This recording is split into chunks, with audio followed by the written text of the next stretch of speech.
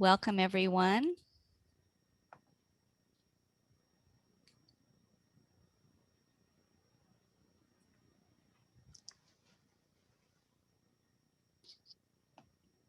Gavin, when you're ready.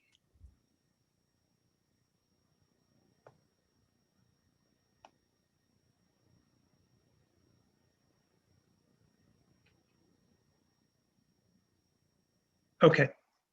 All right. So we're live now? Yes. Okay, great. Thanks. Well, welcome everyone to the final meeting of the task force.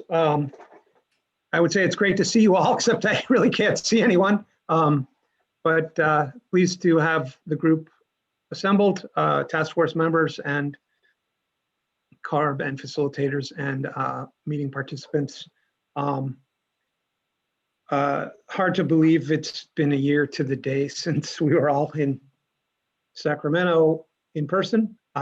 Eventful year in many ways for all of us, I'm sure, including the work of the task force.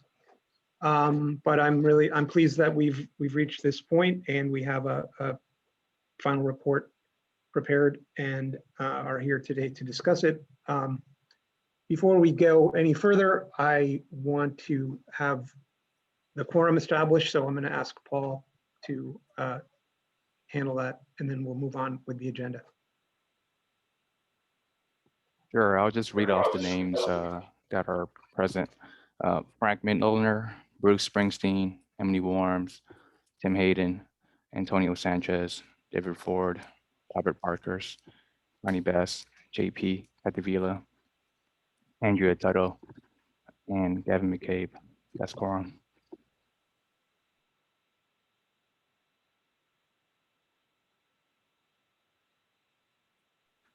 Okay, thank you.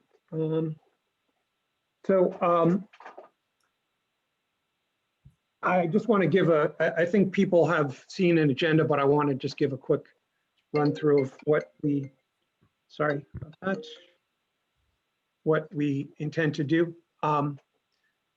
today. So we will dispense with some of the introductory stuff we did in the prior meetings and just really dive straight into the substance.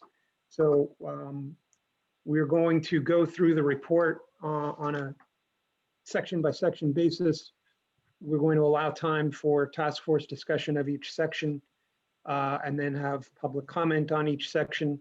And then we'll move on to the next section. And we will have a break midway through. We're aiming to have this as a shorter meeting, so it's set for 4 hours, and we'll still have a break in the middle. And at the end, before, if people have to step out or have, miss an opportunity to comment on a particular section of the report, we'll have a catch-all period at the end where, task force members can say something that they didn't get to say at some point during the discussions of the chapters, and or, public commenters can add anything that they haven't been able to say up to that point.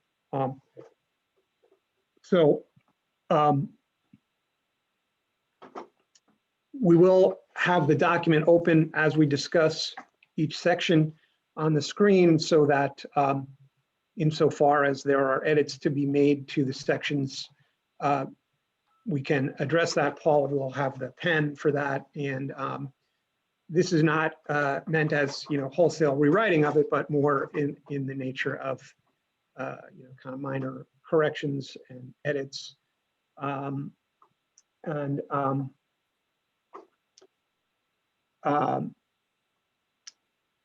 We will, once we have that document finally done, there will be some discussion of this later from CARB, but this document will be formally transmitted to the board for their consideration.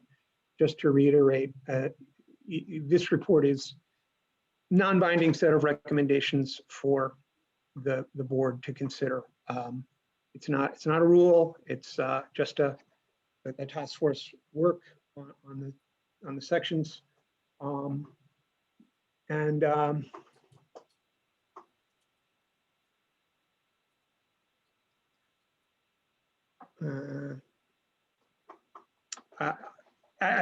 think I forgot to add, but I think each of the subgroup chairs, when we get to your section, if you want to do a brief intro and lead the discussion on that chapter, that's how we'll proceed. I don't think I have anything more to add. We appreciate the comments that have come in. The subgroups are, have reviewed comments and taking that into account as we move forward. And of course, we'll hear whatever comments are made today.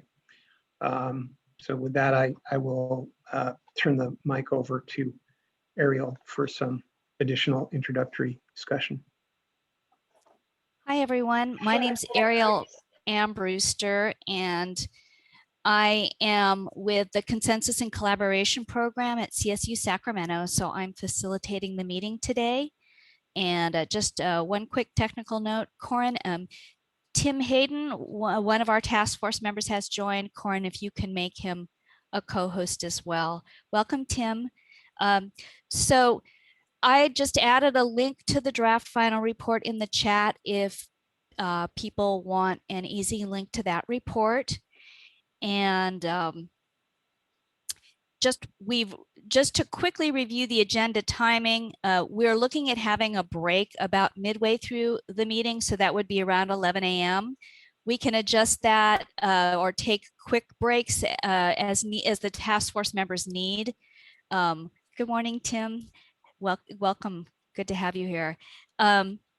So we can adapt things to the comfort of the task force. But we will try to move through things quickly so we're not taking up too much of folks' time and allowing for public comment for each one of the sections as folks desire to share their thoughts. So if we could have the next slide. So meeting agreements for the task force. We ask that everybody assume goodwill from other folks, to listen with an open mind. And as you're listening, take an active problem-solving approach to what you're hearing, sort of looking for that common ground and ways that you can find to move forward. Avoid editorials. Please engage with respect. Use conversational courtesy, which means not interrupting other folks. Please honor time. Share the floor with everyone. We want to hear from all the members of the task force, and we'll have those designated public comment times. It's helpful to appreciate humor as long as it's not at anybody else's expense. And most definitely during our Zoom era, please make yourself comfortable. Take personal breaks as needed. For the task force members, you may want to go off video for your comfort. Please just do what you need to do for your comfort. Okay, and then just a quick logistical review for members of the public. Next, there we go, next slide. So you should have a yellow raise hand down at the bottom of the screen. Once we get to a public comment period, you can raise your hand and we will take people in order. There's a 3-minute time limit for each public comment. If you're on the phone, if you press *9, and I will remind people later on, that will raise your hand virtually. You'll hear a response telling you that you've been added to the speaking queue. Next slide, please. So once it's your time on the speaking queue, you will get an unmute box like this, and you can click unmute, and then that will unmute yourselves. So there's sort of a 2-step process so that we don't unmute you when you're not ready. If you're on the phone, dialing *6 will unmute you at that time. Next slide. If you want to submit any written comments, then they can go to offset task force @ARB as in government. And that's all one word, offset task force. Okay, I'm just going to share my screen very quickly. And this is the operating procedures for the task force. We adopted this in your first meeting, and that was before we got approval to have 3 meetings. So when it's saying at the second meeting, it's actually referring to this third meeting that we have. We probably should have updated that. But basically, I just wanted to frame our work today. So the idea is that you folks will talk today and identify high-level changes. We will assume that CARB at the end will do, a spell and grammar check and those types of things. The goal will be for you to reach consensus agreement on those changes. And then at the end of the meeting, you will deem that the report is finalized, and then CARB will be trying to implement as many of your changes as possible on the screen today. It's possible there may be some things that might need to be polished later, but I think the intent is that the changes today are limited to pretty much, what you as a task force can deal with today. Okay, I'm going to stop sharing there. And we do, if it turns out that the task force is having trouble reaching consensus, we do have a tool to help you, so I can bring that on if need be. Okay, with that, I'm going to transition to Paul, and we'll start talking about the executive summary and appendices. And that's Paul Cheng from CARB. Yeah, thanks, Ariel. So the executive summary is just a synopsis of the legislative mandate, task force member solicitation process, an overview of the process today, and a summary of recommendations by subgroup chapter. It is very similar to the template that was provided back in December, and that template was based off of the discussions back in the November 2020 meeting. And the appendices show on the screen, but I won't do it right now. The appendices include the abbreviations and acronyms used throughout the report, the task force membership, and any appendices that were originally in the first iteration in the chapter. It was moved to the back of the report. So that's kind of a brief overview of the executive summary and the appendices, things that changed from the first iteration.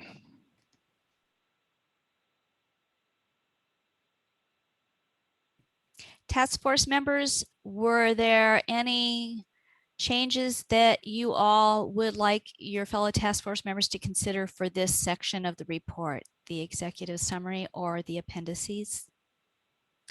And if you would raise your hand and we'll take you all in order. Go ahead, Robert. So I have some recommended edits. They're more, it echoes in the summary table. So maybe it's worth dealing with it then. But it would, because in the executive summary, the summary of the recommendations are there. Whatever we do in one place echoes another. So maybe it's best to wait to those chapters, but worth a note that we should just make sure things get made in all the places they need to be made. Great, thanks for that, Robert. Any other thoughts from any other task force members?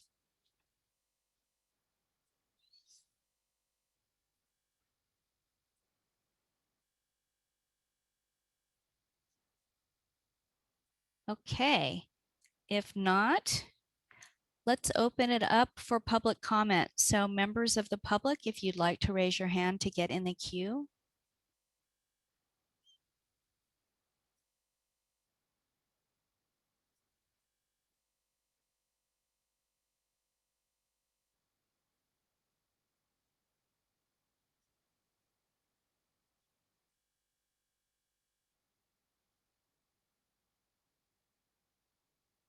And I am not seeing any hands raised.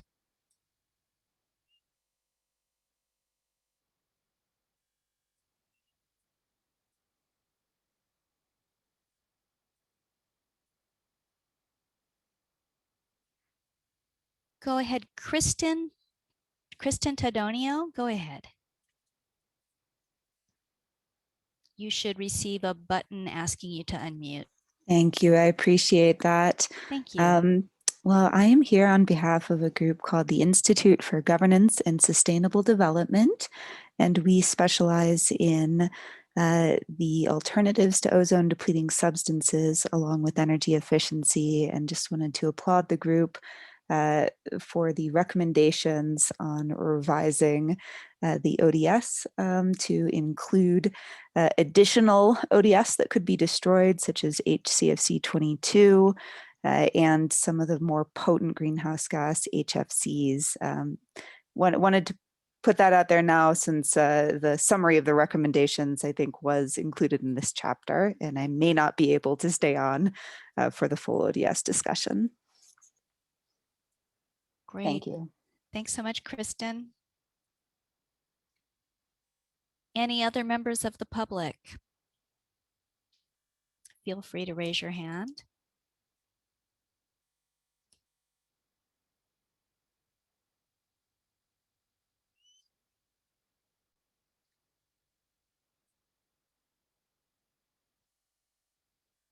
Okay.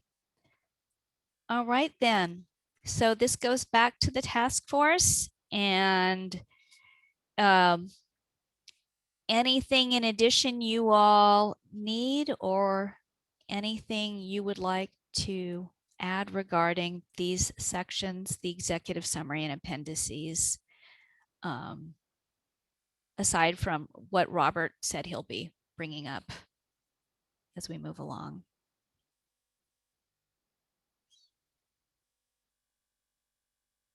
Okay, with that, we'll move along to chapter 1. That's the overarching and programmatic chapter.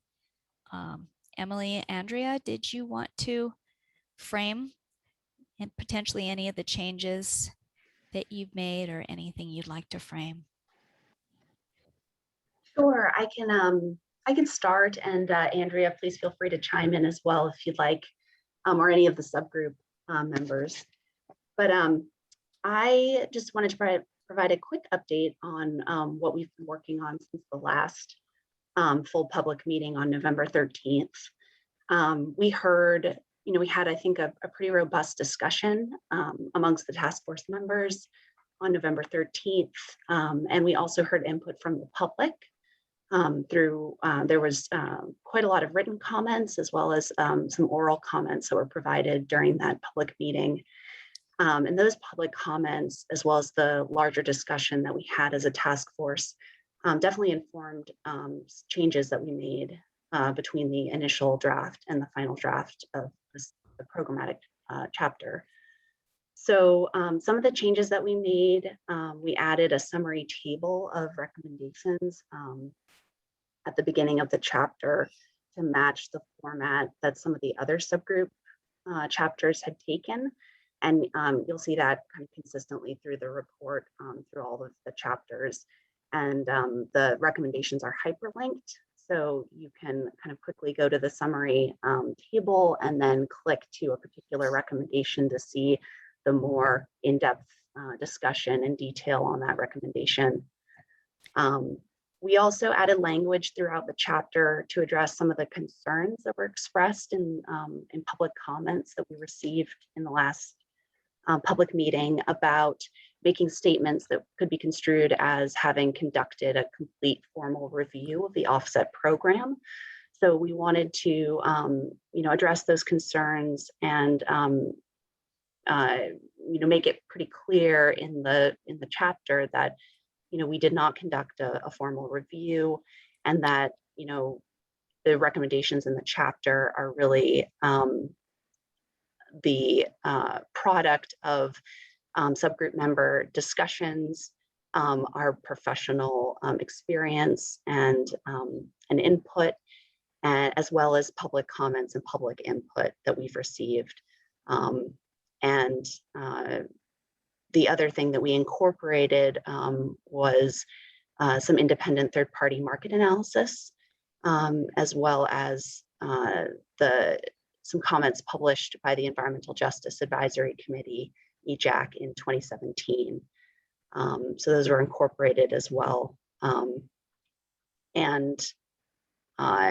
But we did want to reiterate that in addition, as has been discussed, and I think the final report makes even more clear than the initial draft, but this report is advisory only and is not, we're not a decision-making body. We're not a regulatory body. These are recommendations that will go to CARB, and CARB has the authority, the board has the authority to decide whether to proceed with them or not. If they proceed with them, they will go through a full rulemaking procedure with the additional opportunity for public input.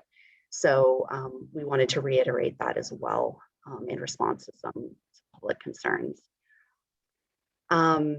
Other changes that we made in the chapter, we moved some of the recommendations from the Forestry subgroup chapter to the programmatic chapter in response to comments from task force members as well as some members of the public that the recommendations were more broadly applicable, not just specific to forestry, but could apply more broadly to the offset program as a whole.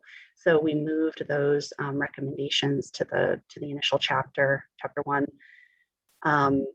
We also added a few new recommendations regarding improving efficiency to the offset program implementation on a program-wide basis. So that included recommendations to add a project review status tracker. So projects can see where they are in the review process, provide a formal issues log to track findings and responses that occur over the course of an ARB's review of a project, holding opening and closing meetings for ARB reviews, implementing risk-based reviews, which is consistent with how third-party verifications occur for offset projects. And then finally making CARB guidance publicly and regularly available to all program participants. So trying to improve the access and transparency of guidance that is developed in the course of ARB reviews and just program implementation in general. So those are the main changes between the initial draft and this final draft. Excuse me. I want to just reiterate thanks to all of the task force members and our subgroup members in particular for all their time and effort over the last year. What was a pretty challenging year, as Gavin mentioned, for many folks. So, all of the ideas, the writing, the deliberation, I think, we're pretty happy with the final product, but certainly look forward to more discussion today and additional input from the task force members and from the public. So thank you. Thanks, Emily. Andrea, go ahead. Hi. Thanks, Emily. That was a very good update on, particularly on the changes that we made from the original draft version. I want to start by thanking you as chair of this group. You stepped out and you organized us. You kept all your chickens together and herding us together. And you did really impressive work in organizing the final product and fleshing it out, in assigning us the pieces for us to follow up on. And so you've done just a marvelous job, and I want to acknowledge how much work you put into this. I don't have much to add. There's a couple things though that I just wanted to flag. You can read the specific recommendations that are in here, but just stepping back and showing that we did try to address the charter and the intent of the legislation. You will see a lengthy list of recommendations to specifically support disadvantaged Native American agricultural and rural participation. You'll see that we have recommendations to prioritize protocols with direct environmental benefit for California, the DEBs. The one I'm most interested in is the list of options for expanding the use of compliance quality offsets beyond the cap and trade market for climate purposes, such as meeting CEQA recommendations, obligations, and carbon neutral pledges. And that may be helpful since we've created this high quality offset. Maybe we can use it beyond just cap and trade.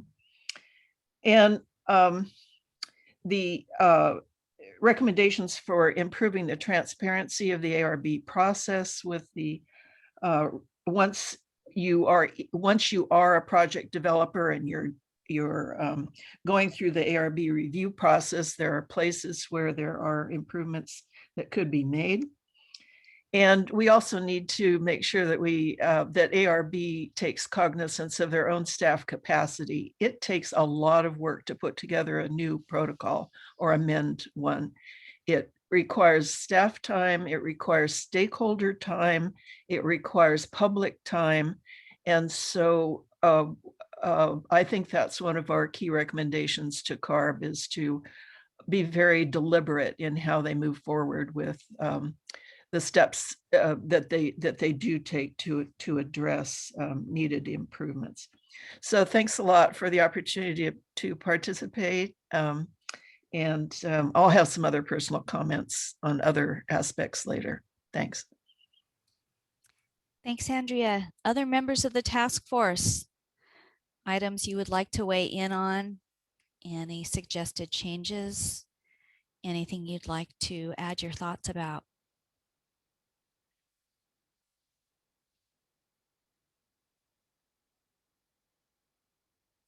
So David and then Robert. Go ahead, David. Thank you, David Ford.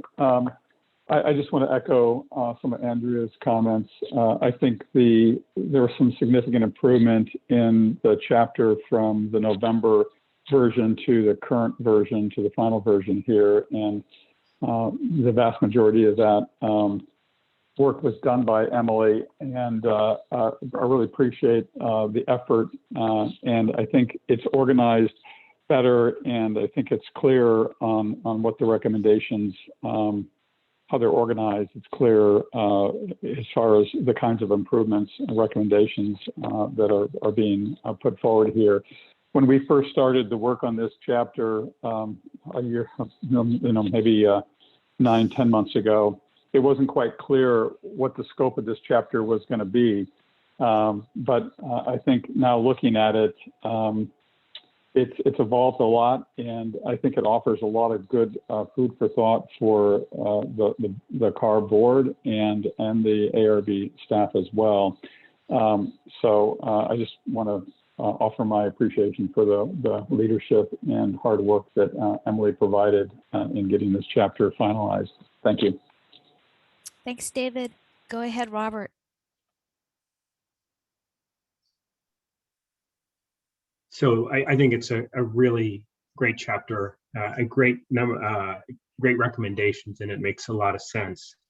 I do have 4 relatively minor recommendations to help clarify it. And so if I can just jump into those. So on recommendations 1 and 4, recommendation 1, and if Paul, if you could just take us, yeah, right there. So the second sentence of, I think it's the second sentence, hold on. Yes, so the second sentence there of limit offset invalidation to infractions that occur on the project site and have an environmental impact. When I read that the first time, both in the executive summary and here, my thought was limiting any invalidation just to environmental impact. And when I read the context of it, it doesn't appear that that's the intent that you've got, that that's still the overcrediting by 5% and the double selling of an offset would still be grounds for invalidation. And so and let me just pause there, that was your intent, wasn't it?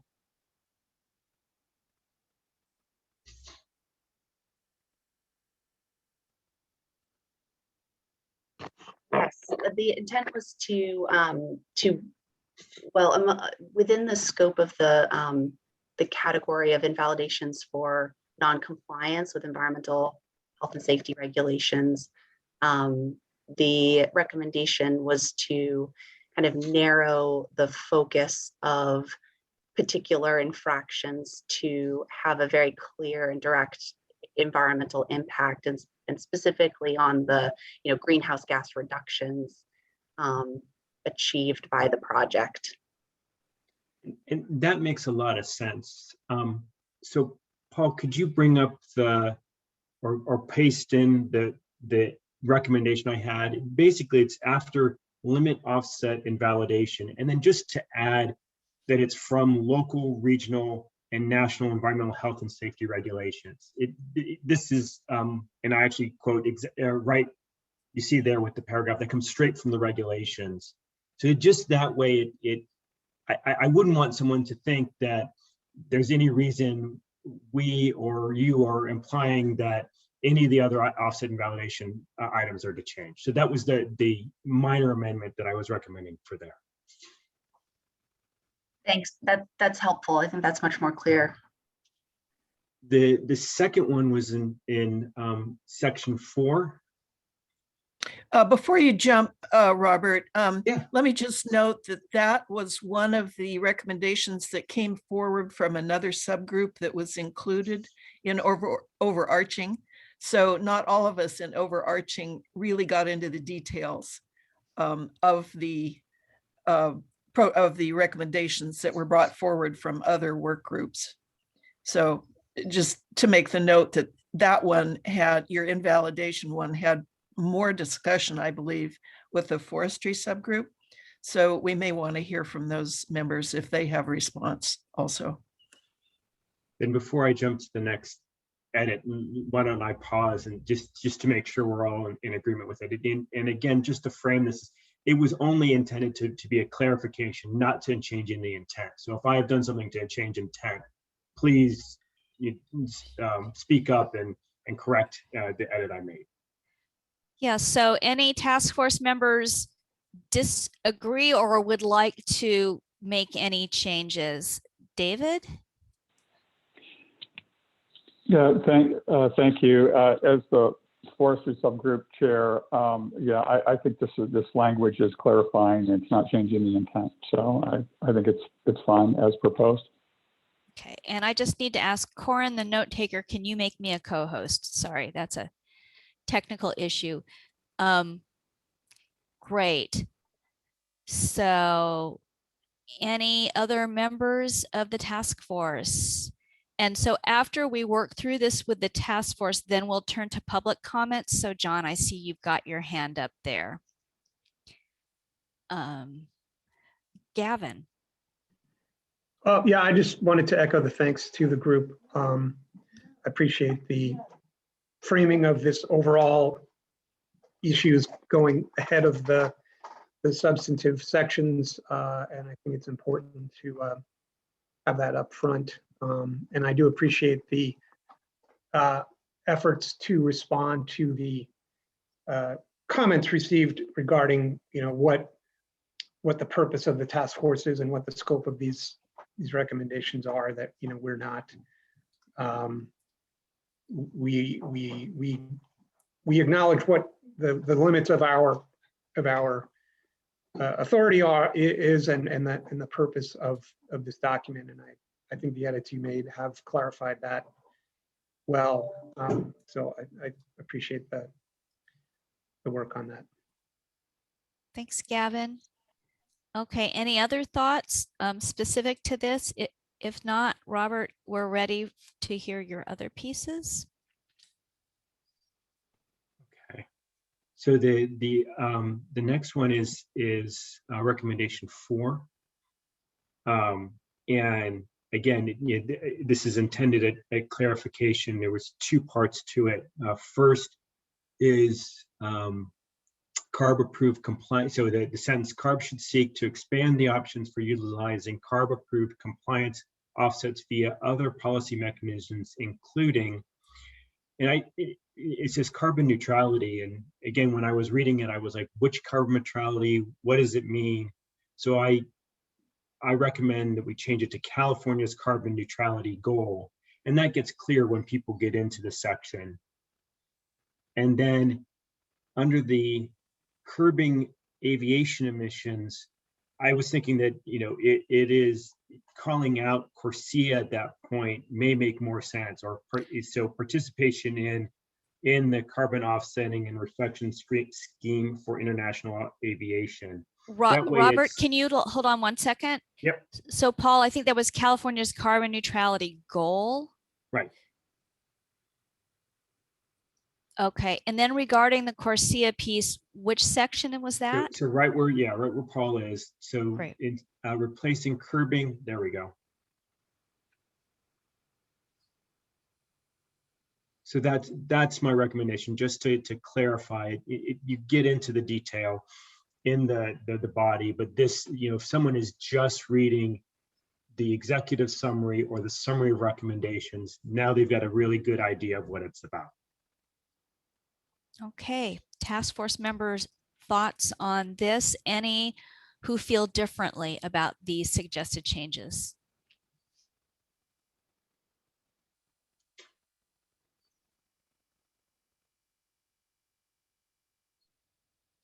And I guess silence equals agreement then.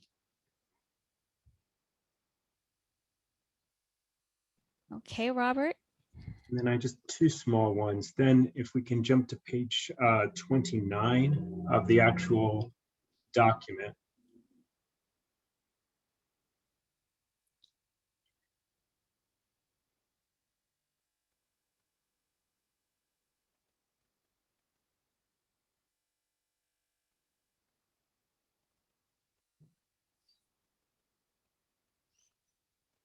Okay. I'm trying to find the exact spot here. It's the part that starts with certain subgroups. I'd have to go back to the document. Paul, there it is. Okay, you've got it right there. Yeah, so certain subgroups have attempted to categorize and prioritize recommendations. I was saying, I was recommending several of the offset task force subgroups categorized and prioritized recommendations in their subgroup chapters. That way it's just, from my subgroup, we actually did do it. I'm not trying to speak on behalf of others. I think others did, but it just, again, it's an effort at clarification.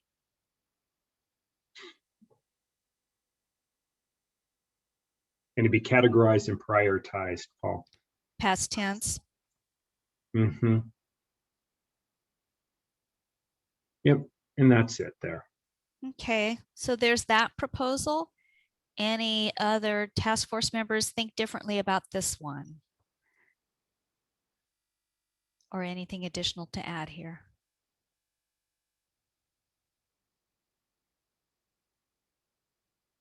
Okay. And then my last one is on page 31.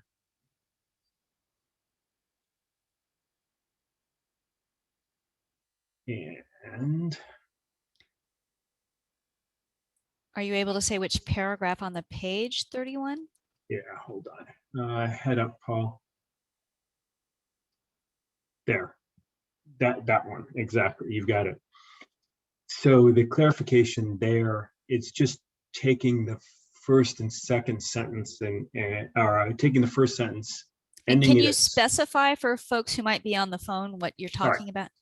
Okay, so the paragraph starts, there is a significant amount of agriculture and offset land in California owned by families and individuals whose average ownership is small, dash less than 1,000 acres. Thank And so you. my proposed is to end the sentence at small, and then say the ownership of most forest lands is less than 1,000 acres, and then link it to the next sentence, and the average size of most farms in California is 500 acres. Again, I think it stays with the overall intent on it. It just links the sentences a little bit better. And that's all I have on chapter 1. And then just so everybody knows, I only have like one other edit in the rest of the document. So it's not like we're going to be here all day nitpicking it. These were the most important things that I saw that help with clarity. Okay, so on this one of clarifying that piece of forest and farmland, any task force members have different thoughts on this one?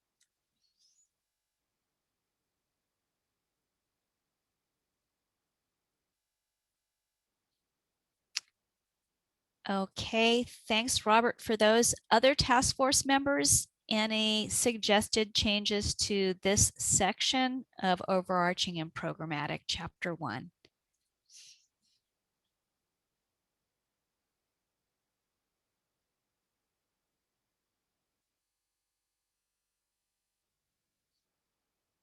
Okay. So with that, we will open up for public comment. So I have in the queue John Costantino and then Madonna Soktoma. So if there are other members of the public who would like to comment, you can click the raise hand icon down at the bottom. If you are on the phone, you can press *9, and that you should hear an audio telling you that you have placed yourself in the queue. So I am asking John to unmute his phone. Great. Can you hear me? Yes. Thank you, Ariel. First of all, John Costantino on behalf of VERA, the Verified Emission Reduction Association, a group of 10 offset developers, and we did submit letter of support, general support, and some specifics, which I'll dive into in a minute, but want to thank the members for their time and effort, knowing that offsets are statutorily part of the program and an important policy aspect of the overall climate goal. We were very supportive to see the recommendations to try and improve the program, help carve out and make the program more robust in terms of all that it's trying to accomplish. As in particular to Robert's corrections, I don't see any issues with any of those. We supported, as quickly noting in our letter, A1, A2, A4, B5, 6, and 8, D 15, 16, and 17. In fact, there are other ones where there was a lot of support, but those are the ones we coalesced around and wanted to make sure that we highlighted. And I like actually the CARB guidance and the transparency of the review process. I think that's just generally a good idea. So we wanted to just, I doubt I'll have any other comments, as the VERA group didn't comment on any of the particular other chapters. So the last thing I'll say in my last minute is, we understand that the scoping plan will take this document, it'll take the IEMAC document, it'll take the AB 74 document, the carbon neutrality goals, the RPS increasing statutory requirements. It'll take all that into consideration, and that not every piece of this will eventually make it into whatever rulemaking is going to occur. But that's that decision and those process to adoption are yet to come, and we look forward to participating and working on these with everybody. So thanks again, and with that, I'll cede my time. Thank you, John. Madonna, Go ahead. Hold on a sec. I'm going to ask you to unmute. There you go.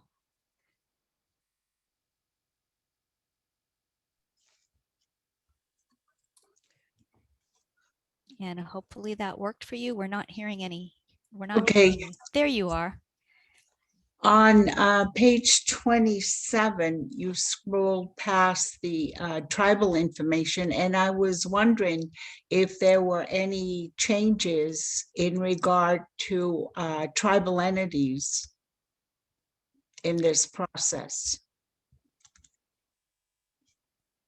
And did you want to be a little more specific? You're talking about any changes for Yeah. tribal entities? Yes.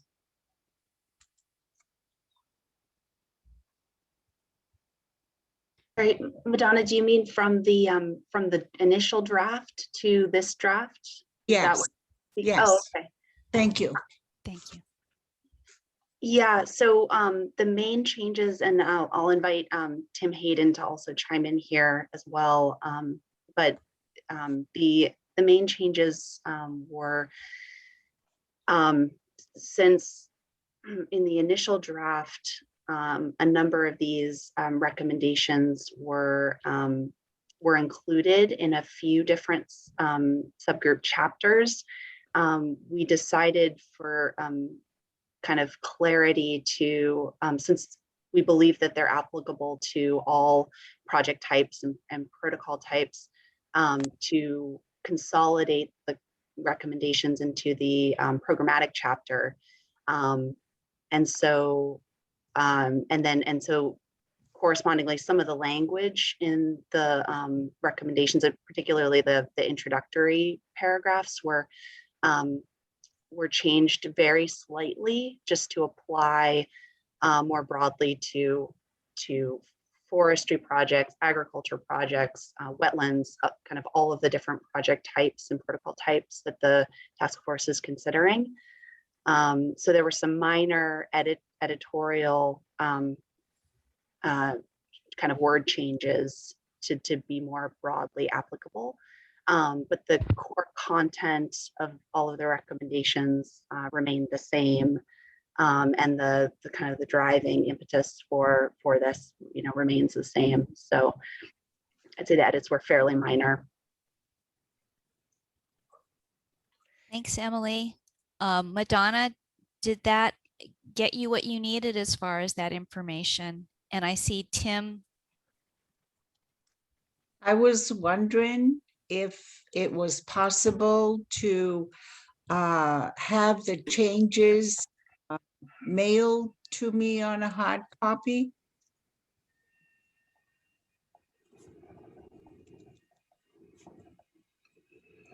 And I see Tim. Did you hear me? Yes. Okay. And I don't know if that's something the task force would speak to, or CARB. I did see that Tim Hayden had his hand up as well. There we are.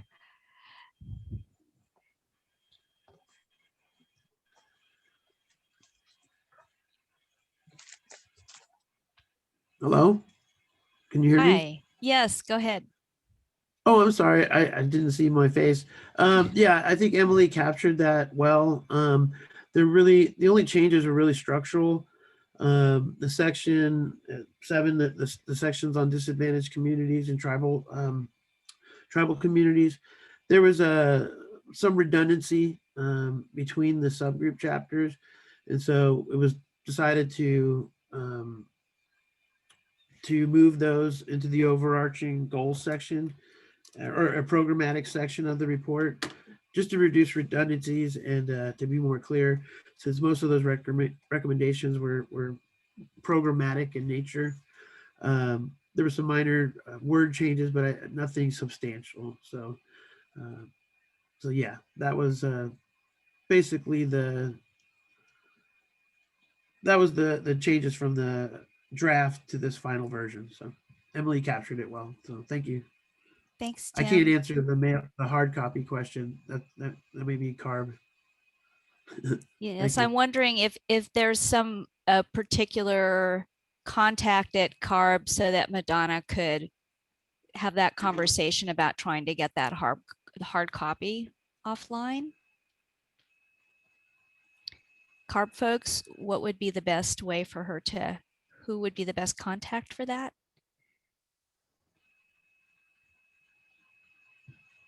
I can do it. Can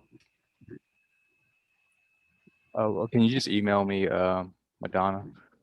The email is offsettaskforce@arb.ca.gov or paul.chang@arb.ca.gov. Did you get that, Madonna? Do you want us to put that in chat?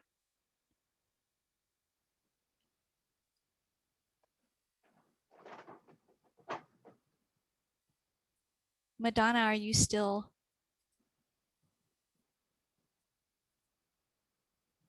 I'm going to ask to unmute you just to make sure that we can. I was just wondering if I could have access for hard copies for comments from any tribal nations. So, so Paul is suggesting, are you able to email him? If we Well, give you his email number so you two can talk offline? Sure. Okay. So was that again, it's, if we put the email address in the chat, is that a good place for you to grab that? Mel, maybe he can email it to me. Okay. And I'm just trying to make sure we don't advertise your email address to all the public involved here. Okay. Paul and Okay. Madonna, what's the best way for you two to connect? He can email me if I put my email on chat. If you he feel can get it. comfortable doing that, then that's what we could definitely do. I just want to make sure you feel comfortable putting it on chat. Ariel, it's possible to do a direct message if that doesn't violate any of the That's perfect. notification. And so someone can just grab her and do a direct message. And this is Shelby. I'll direct chat with her to get her information. There it is. Perfect. Thank you, Robert. I had not seen that I could direct message members of the public. Thank you. I had not seen that earlier. All right. So we will get a direct chat to you. Thank you, folks. Thank you. Thank you, Madonna. Gavin? Yeah, I was just wanted to jump in on that messaging issue, but I think it's resolved. So thank Okay. you. And Gavin, feel free to just jump in then without needing to raise your hand there. Any other members of the public who would like to comment on this section? Once again, if you're on the phone, you'd press *9 or you would click raise hand at the bottom.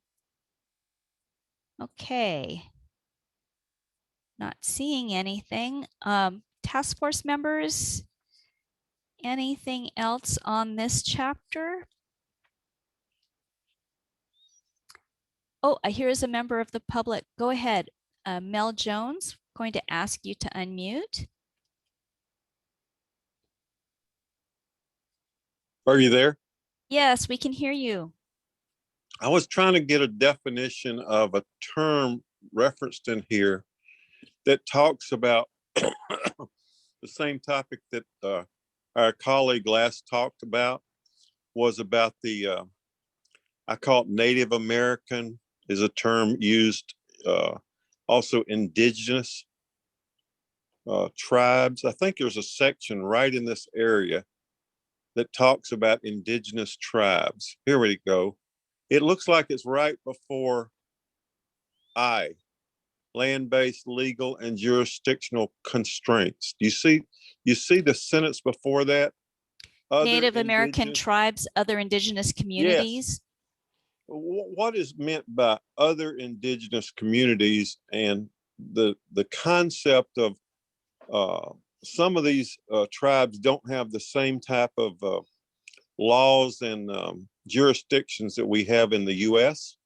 I just wanted to understand what other indigenous communities meant and where they may be physically located, whether it's in the U.S., Canada, because on AB 32, there's abilities to work with the Canadian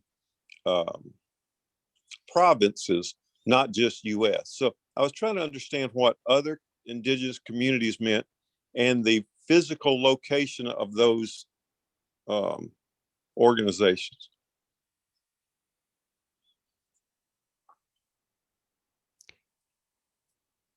Thanks. Let's see. Sorry about that. Timothy, go ahead. Yeah, I think I could try to take this one. Yeah, I think this was an attempt to try to be as inclusive as possible. So to certainly identify Native American tribes, within the United States that may or may not have federal recognition, but also to acknowledge, other indigenous peoples. So for instance, in South America or perhaps in Canada. I think the idea was to capture that and be inclusive. I don't know if, well, I guess, yeah. Well, it was to be inclusive, I think, of and not be just specific to federally recognized Native American tribes. So hopefully that helps. I don't think I had a specific region in mind, but yeah. Would it be fair? Can you hear me, or am I unmuted? Yes, we can hear you. If the organization that puts up, say, for example, a project in an indigenous community's location in North America or somewhere else, the rulemaking is to try to be inclusive, if I just heard that, as opposed to exclusive. Is that fair? I believe so. Okay, then it makes sense to me, because not every organization is considered a Native American tribe, because indigenous people sometimes aren't listed on the federal list of Native American tribes. Does that make sense? Yep. Yeah. Oh, yes, that's right. Okay, thank you for your feedback. Great, thank you, Mel. Mr. Jones. So Madonna Soktama, you're back in line. We're going to ask you to unmute. Hi, thank you again for your time and patience with me in regard to my questions.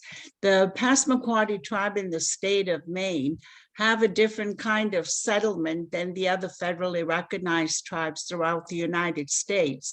And I was wondering if that was taken into consideration.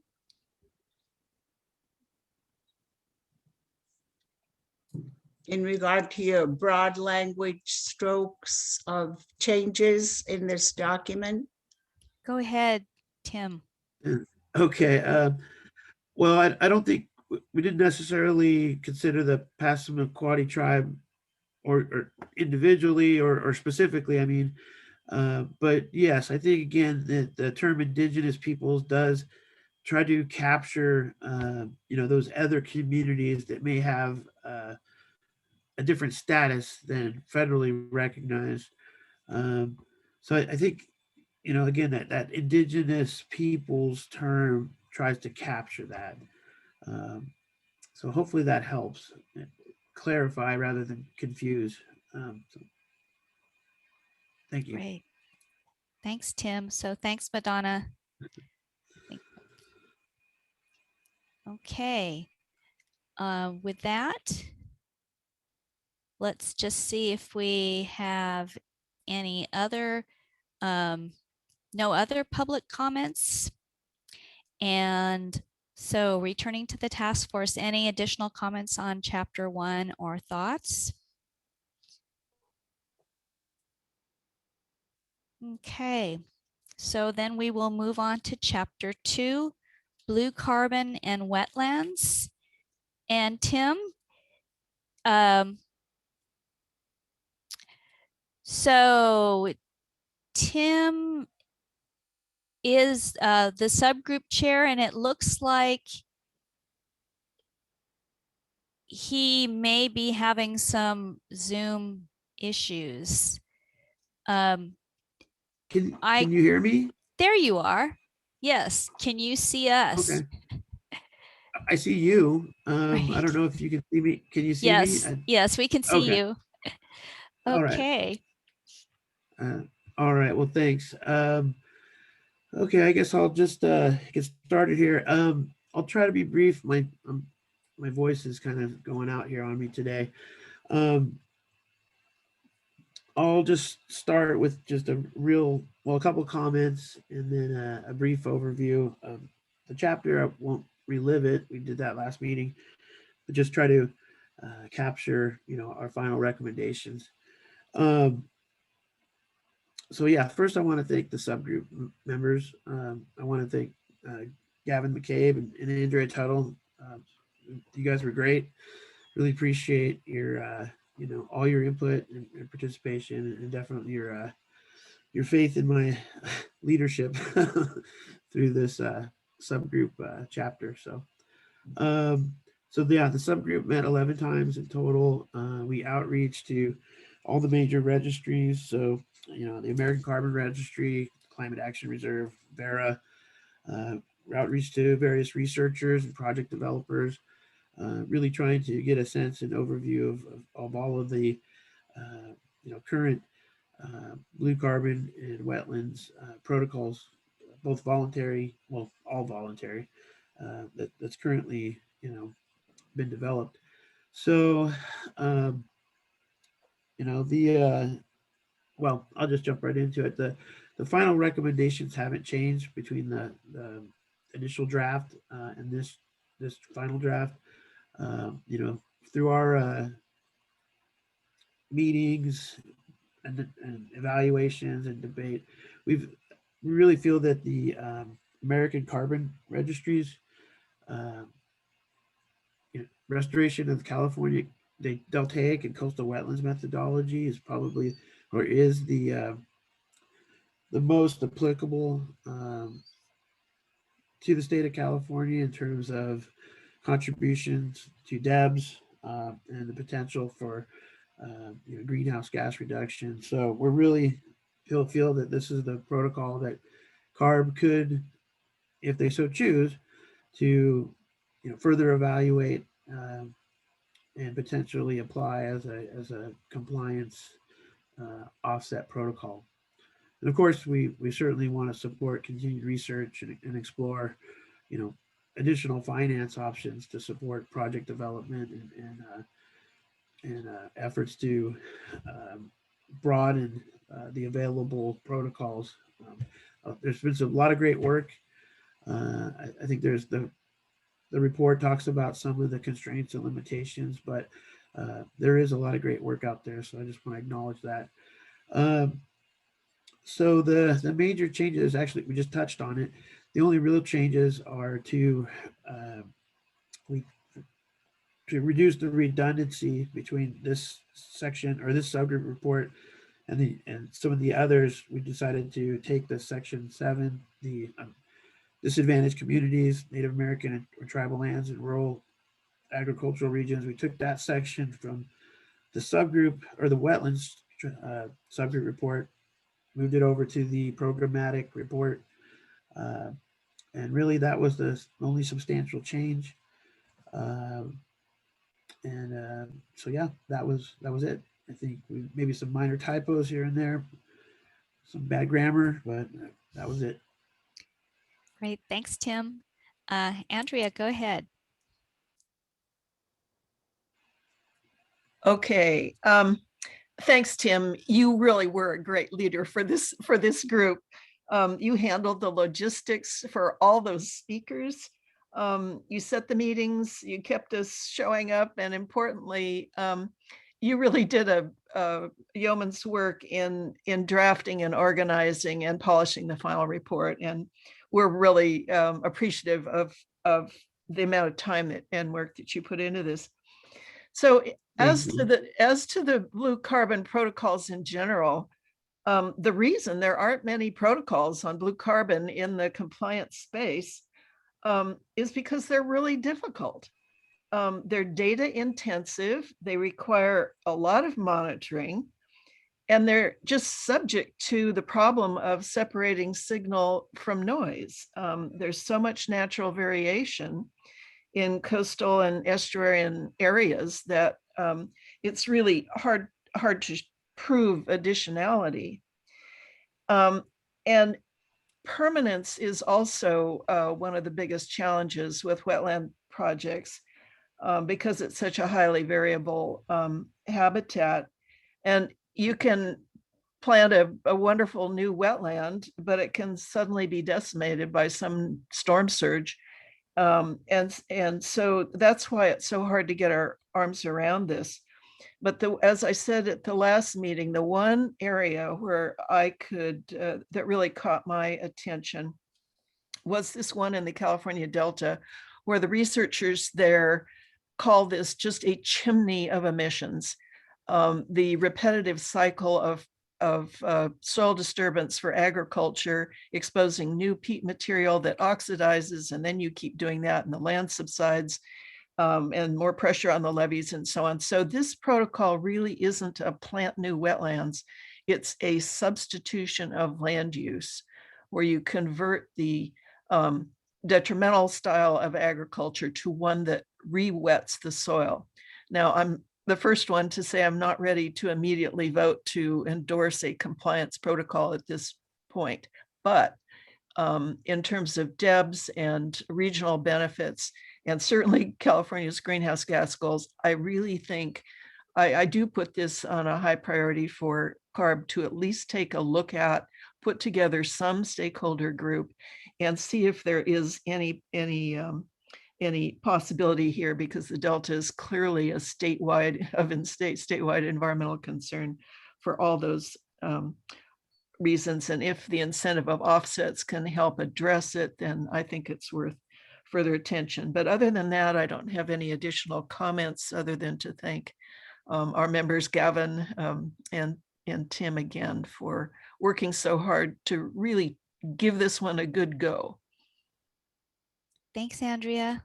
Other members of the task force, thoughts, comments, any suggested changes? Go ahead, Gavin. This is Gavin. I'll just jump in to say, I also want to add that Tim had not initially volunteered to be the subgroup chair and jumped into that role in the breach. So special thanks for taking that on. And it was a lot of work.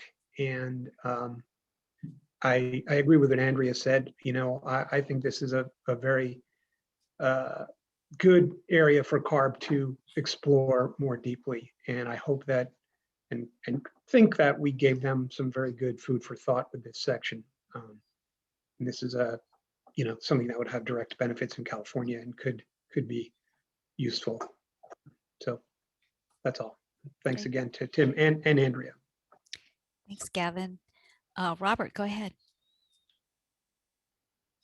So having looked at blue carbon and looked at this protocol before, I'll echo what Tim, Andrea, and Gavin had said, that this is really challenging, and really applaud Tim for stepping into an area that he isn't a domain expert in, and did kind of on short notice. So yeah, again, thank you on that. I have one really small comment or edit.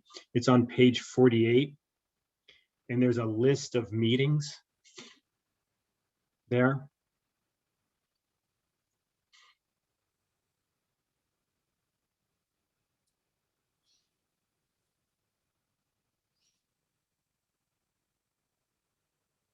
There we go. And the first bullet there, specifically, we had excellent presentations from developers. And it says Climate Action Reserve, Craig Ebert, Sammy Osborne, August 5th, 2012.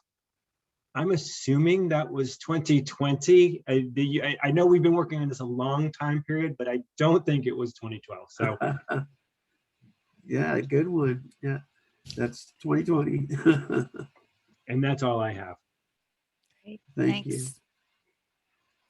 Assume that no task force member is going to differ with that suggested change. Any other task force members' thoughts?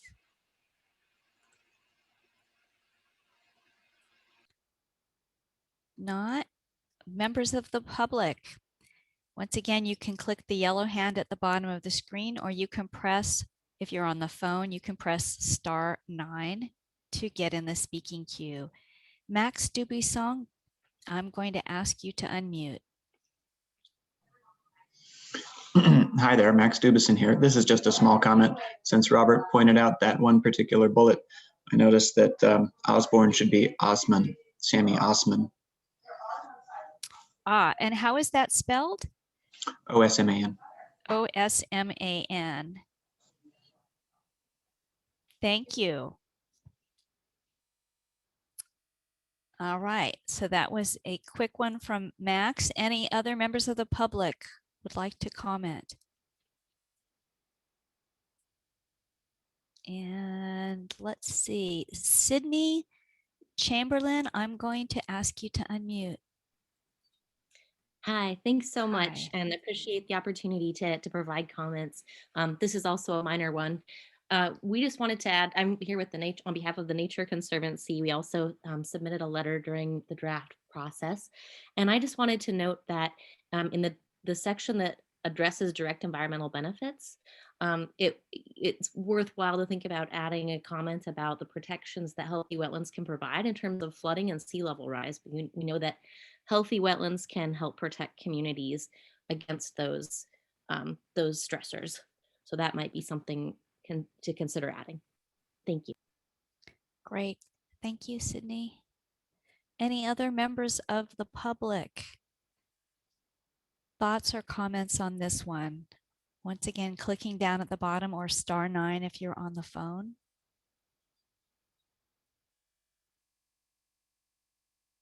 Okay, so bringing it back to the task force.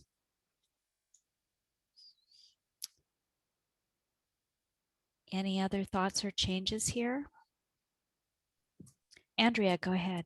I would endorse that. We need to go back to the list. I would endorse Sydney's suggestion. It looks to me like it's just adding another bullet. And I'd like to have her restate. I got these DEBs include, and a new bullet would be, I need to know how she phrased it, but it's that healthy wetlands help protect coastal shorelines and resources. And I got can provide protection from sea level rise, but she mentioned two items. Well, I would add that, yeah. But so Sydney, if you want to raise your hand again and repeat. And I'm asking you to unmute. Wonderful. Thanks so much.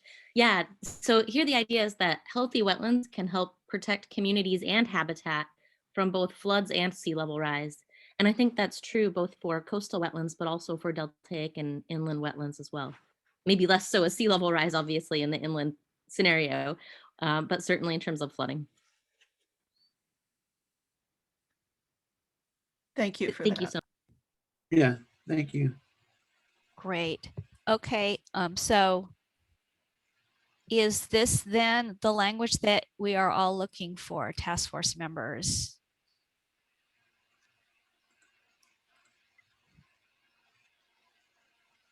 And would it be sea level rise or does sea rise work? Andrea, you're muted. Yeah, it needs to be sea level rise.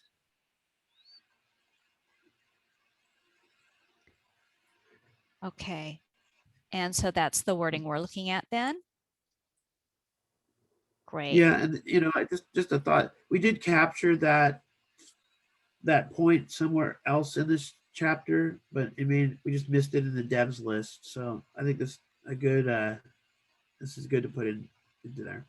Great. Okay. Any other task force members? Any other changes suggested or proposed for this chapter?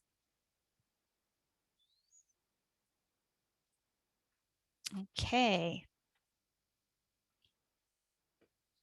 With that, then we are ready to move on to forestry. So David, if you would like to introduce. Well, thank you, Ariel. David Ford here. First, I'd like to thank the members of the subgroup that worked on this, Connie Best, Emily Worms, Tim Hayden, Bruce Springsteen, And in particular, Connie and Emily, who did a lot of drafting work on this, and Tim and Bruce for bringing some new and interesting ideas to the table and helping sort through and prioritize. So it was really a collective effort, I would say. Everyone contributed, and I think that the result is, from my perspective, a pretty comprehensive piece of work related to forestry. As we talked about in the November task force meeting, we really focused on not recommending any new protocol or methodologies, but really focused on the existing FOP and came up with some recommendations. And we decided between November and when we published this final draft to reorganize the recommendations into three groups.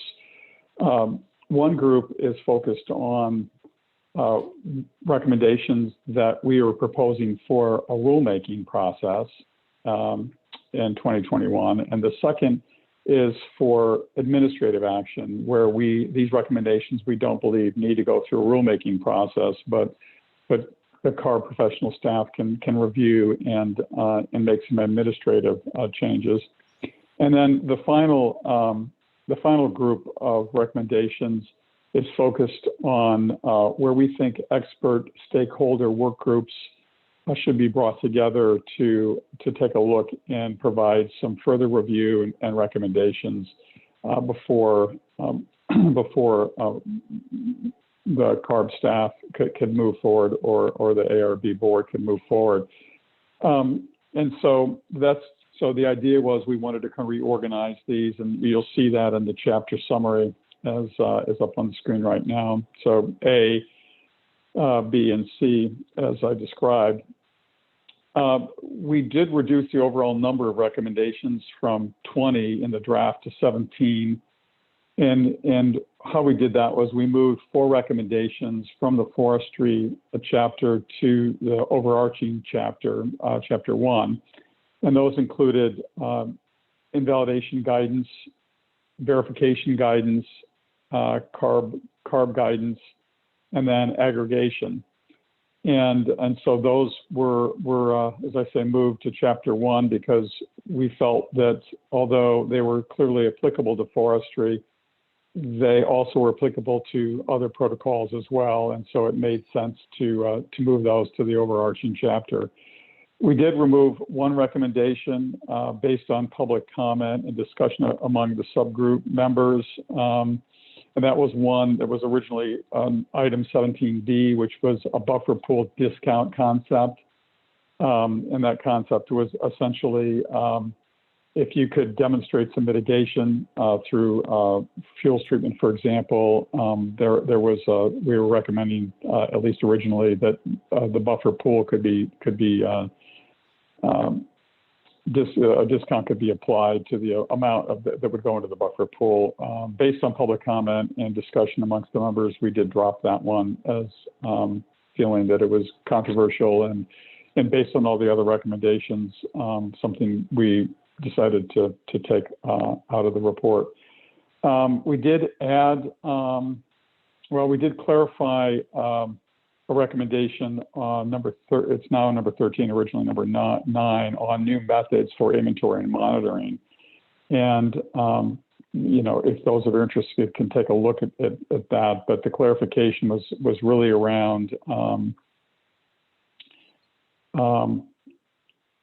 basically, we felt that the compliance offset protocol should be modified to reflect regulatory language adopted in 2019 and provide greater assurance for project proponents that want to innovate and use new methodologies for inventory modeling based on evolving technologies, and provide a publicly available list of approved models and methods that is regularly updated as new methods are approved.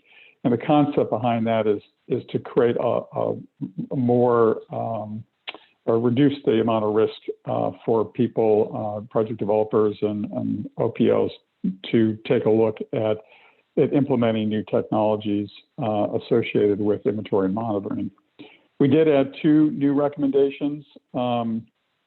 Number 11, which is the compliance offset protocol should be modified to remove the requirement in section 6E that states modifications to inventory methodologies must achieve an equal or greater accuracy relative to the original sampling design, because we felt it was unnecessary and places an undue burden on projects, especially the smaller projects.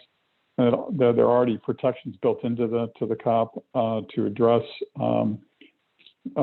discounts for accuracy of your inventory. So the less accurate your inventory is, the more discount there is to the offset credits that would be issued.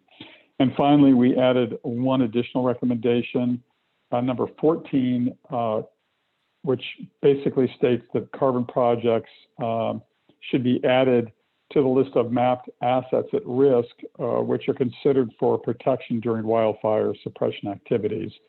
There's a lot of investment that are made in these projects, and they provide a lot of value to the state, and we felt that at least they should be identified and as appropriately and reasonable be protected. Let me just conclude by saying we did review the public comment that occurred on this final draft, and as I saw it, there were 14 written public comments submitted, and only 2 that I could determine had very specific statements around the forestry recommendations. One from Native Alaska corporations that were supportive of expanding the area within Alaska that should be considered for offset projects.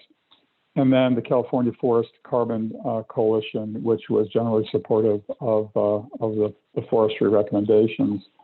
There were some other comments that weren't specifically to forestry, but were questioning broadly the role of offsets. And I think, as Emily stated in the beginning at chapter 1, we made some clarifications in our introductory to the forestry chapter, to ensure that we weren't giving the impression that we were making a full formal review that was addressed in some of these public comments, but we were trying to follow the guidance from the legislation to take a look at how might the existing protocols be modified to improve access to a wider range of participants and have a more positive impact on rural and native peoples, as well as dealing with the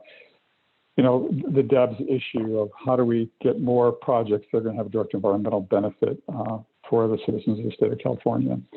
So with that, I want to stop and just ask other members of the subgroup. In particular, I know, Connie, you had some things that you may want to add, and of course others as well. So Connie, I'll turn the floor to you.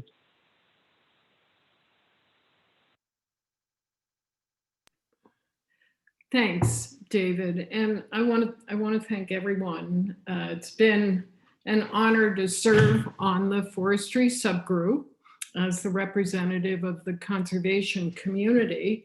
I'm not going to focus my comments so much on our recommendations, which I hope everyone has reviewed and will act on, but I really want to urge us all to keep in mind the bigger picture of the importance of forests to California's climate solutions. The state has been a leader globally in acknowledging that forest conservation and stewardship are critical to stable climate and a livable planet. Emissions can stop today, and we will still have damaging levels of greenhouse gases in our atmosphere for decades, hundreds, even thousands of years. The IPCC says that the management of forests and lands can and must provide 37% of the needed reductions in dangerous greenhouse gas pollution. Yet forests themselves are a huge emissions sector. This problem is not limited to the tropics. Under prevailing business as usual, US forests are being lost more than any other land type, and their carbon stocks are at a small fraction of their historic capacity. Without forest owners firmly committed to maintaining and restoring carbon stocks and to managing their forests for climate resiliency, we cannot begin the urgent work of healing our climate. Simply put, there are three ways to get the greatest contribution from the forest sector in the critical window we have of the next 10 to 20 years. Stop forest loss, protect the few remaining carbon-rich forests, and allow existing forests to grow older. What is driving forest loss and reduction in standing carbon stocks? Money, business as usual. Absent financial incentives to protect and restore carbon-rich forests, we will see the prevailing trends continue. The only means to fight the economic forces driving forest loss and degradation is to provide new revenue sources for climate action. Offsets are one way to do that. The revenue gained by landowners from the sale of offsets is essential to their participation in generating lasting, long-term climate benefits. While not sufficient alone to assure the forest sector contributes all that we need to bend the emissions curve, PFT views the Forest Compliance Protocol as an essential tool. The fact that these forest emissions reductions are used as offsets and serve as an alternative compliance mechanism to that of direct emissions reductions makes it all the more important to maintain the conservative accounting and 100-year commitment of the compliance protocol, even as improvements that advance participation and equity are made. The report's recommendations will do this. Offsets are not the answer to all climate challenges. Many approaches are needed to achieve healthy, clean air for everyone, especially frontline and fence line communities that are disproportionately impacted by dirty air and climate change. Pacific Forest Trust supports California's approach to offsets because it ensures that they represent a very small slice of polluters' mandated emissions reductions. We believe offsets should only be used to reduce emissions that can't be reduced readily other ways, serving as a bridge strategy as we move to an economy free of greenhouse gas pollution. So just wanted to add that to the conversation. Thanks, David. Yeah, thank you, Connie. And so I would ask Emily or Tim or Bruce if they have any additional comments before we move it to other task force members.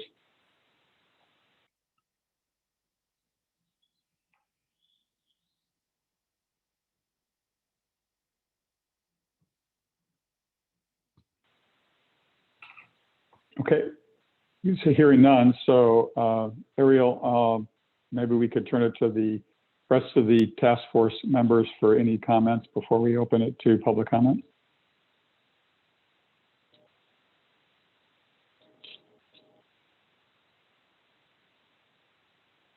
Ariel, you're on mute. Thank you. Sorry, I had a noisy pet in the background. So any other members of the task force, any thoughts, any suggested changes?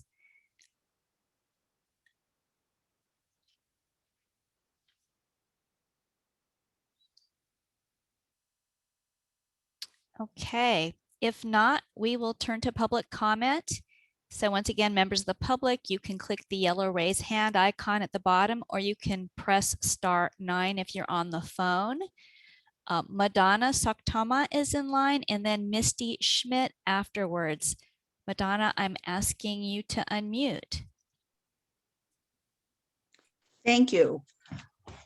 I have a question for Mr. Ford, and I can comment because I have not read the recommendations on in Chapter 3 under A. number 3, how did you come about for the recommendation definition for the forestry owner?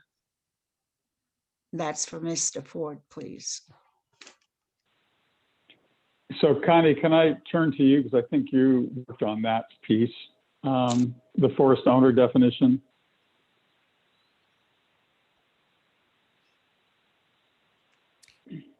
And I think Connie is looking for that section. Okay, so I'm sorry, I was distracted while you were asking your question. So, because I was trying to respond to another message that came to me. So, Madonna, would you be kind enough to repeat it? Yes, thank you, Constance. I was wondering under what considerations were made in relation to chapter 3, number 3, in recommending the definition for forestry owner? Well,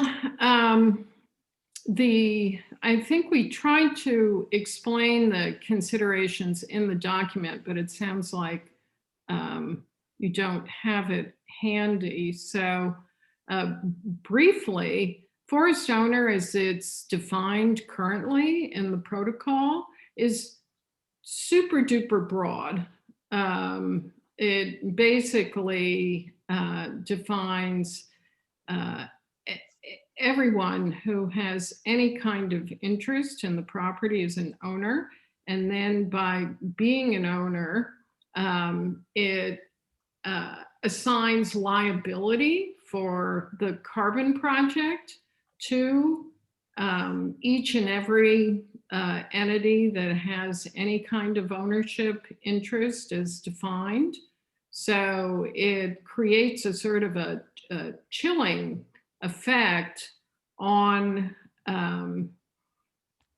for projects, because let's say, and this is, I'm speaking as a member of the conservation community, let's say there's a public access easement on the property that allows recreational users from nearby communities to hike on a property.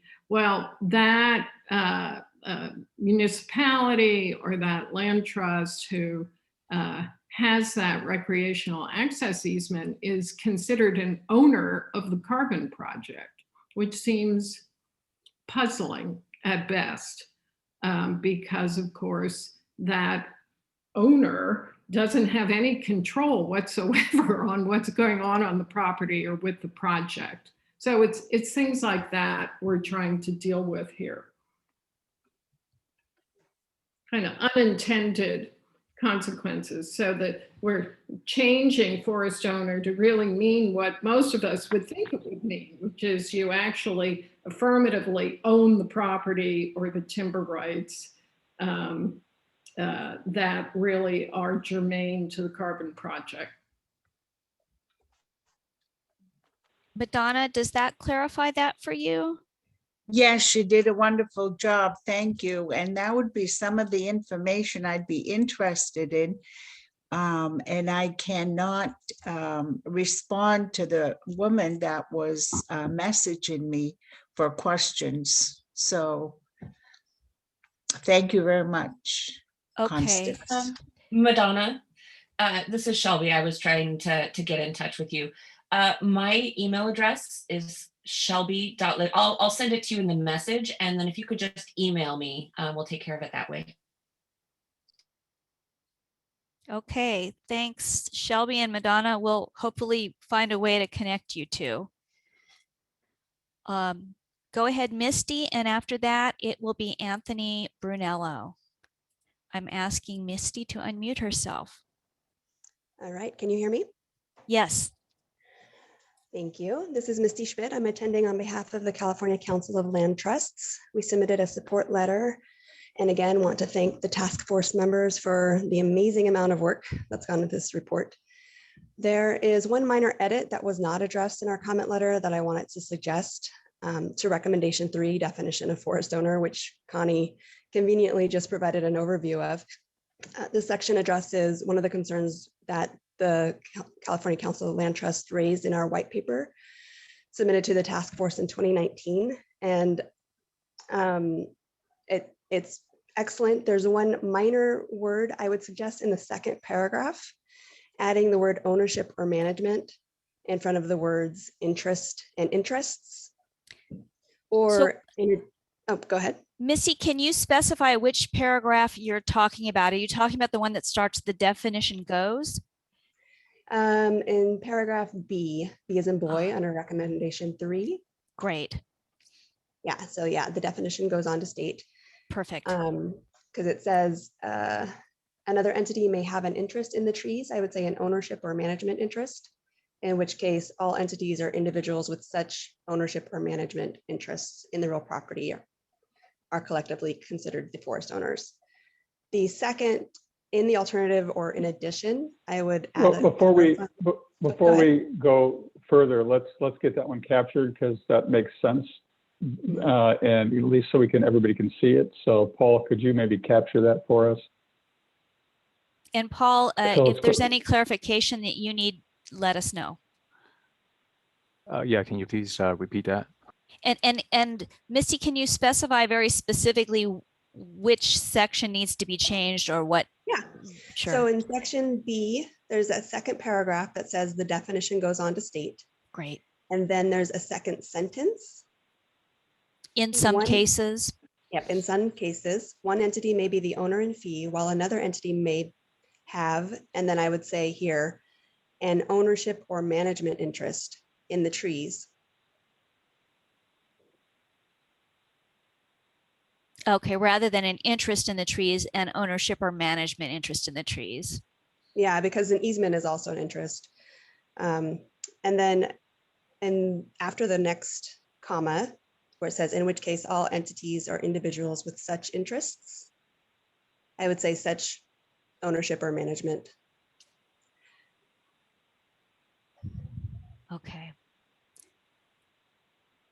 And yeah, of so course, I welcome anybody else to chime in on the wordsmithing. But the idea is to capture what Connie was talking about. Okay. Task force members, David, Connie. Sounds good. Thank you, Misty. Yeah.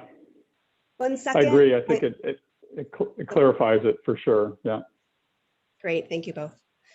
My second suggestion is, in addition or alternative, is just a separate clarifying statement. And this might be overboard, but just a statement that says the holders of easements that do not have management or ownership control over the timber or the land are not to be deemed forest owners.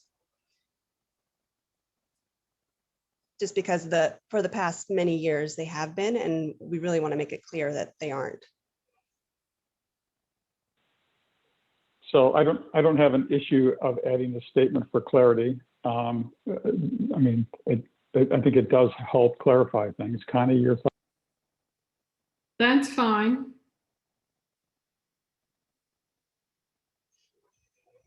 And so would it be a third paragraph then after these two? I think that's where it should go, is the last paragraph in section B there. Okay. So we just add a new paragraph statement right after, right where Paul, where your cursor was right there. So yeah, Paul, forest owner, no, you backspace, you want to add, or yeah, you would start after those quotes, right? And start a new paragraph, correct? Correct. Yep. All right, so if you just, there you go, perfect. And then, yeah, there we go. Yeah. And it would be underlined. So it would say go ahead. the holders of easements that do not have management or ownership control over the timber or the land will not be deemed to be forest owners, capitalize F, capitalize O.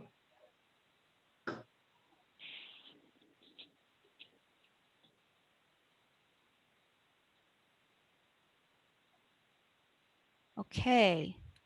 So task force members, any suggested refinements to these words, or do these words work for, I'm going to say specifically David and Connie first. Do these words work for you? Yeah, they work for me for sure. I think it doesn't change the intent. It clarifies the intent. Okay. Okay, thank you, Misty. Did you have additional comments? That's it. Thank you very much. Great, thank you.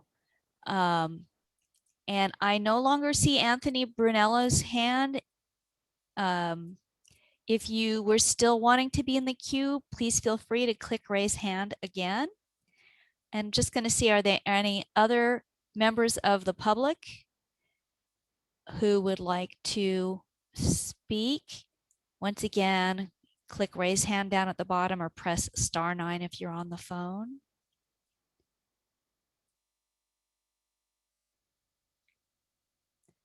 Okay. Okay. So now this is back to the task force.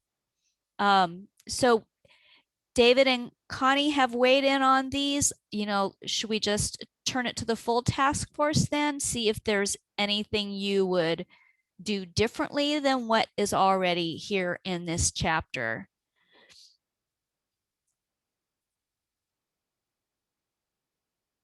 Go ahead, Robert. I just have a real general comment and appreciation for the way you laid this out, David and Connie. I really like that at the beginning. You've got what is done via rulemaking, what can be done administratively, and what take under advisement. I can't remember exactly, but I think that really makes these recommendations very clear. So I just wanted to state my appreciation for that specific part, because I think that'll help us move this dialogue forward faster. Thanks, Robert. Any other members of the task force like to weigh in? Once again, you know what you see on the text, anything you would like to change slightly or propose that the task force consider. Okay. So Ariel, before we move on, I just want to make a final comment if we're concluding this chapter. Go ahead, please, David. Yeah, I just wanted to thank the CARB staff and whoever else helped organize and put this into the appropriate format. I think that may be more challenging than actually writing the text, is to actually format all this stuff and make it so accessible. It's very well laid out. You can click, as I think Emily mentioned.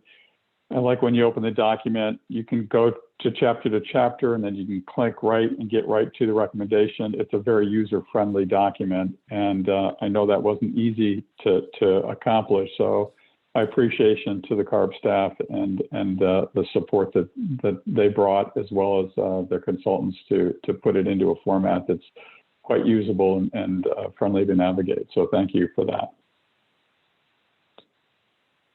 Great. So there's an endorsement for clickable links in a large document. Thank you. Okay, so with that, we are done with this chapter. And I just wanted to check in with the task force. We are estimating roughly 30 minutes for sort of these larger sections like forestry, and the next one, agriculture. So we had 11 o'clock as our timing for a 15-minute break. It's 10 minutes to 11, or 9 minutes. Would you all like to take your 15-minute break now and then reconvene to deal with livestock? Yes. Okay, I'm seeing nods. And also, you know, for those of you, obviously our last meeting was full day and we had an hour break for lunch. We have 15 minutes for this half-day meeting, but you all are welcome to bring food and, you know, eat your lunch during the proceeding, because we're estimating to end roughly at 1 o'clock. I just want to once again underline, everyone feel free to be as comfortable and take care of your needs. So with that, all right, so we'll come back at 11:06. That'll give us 15 minutes.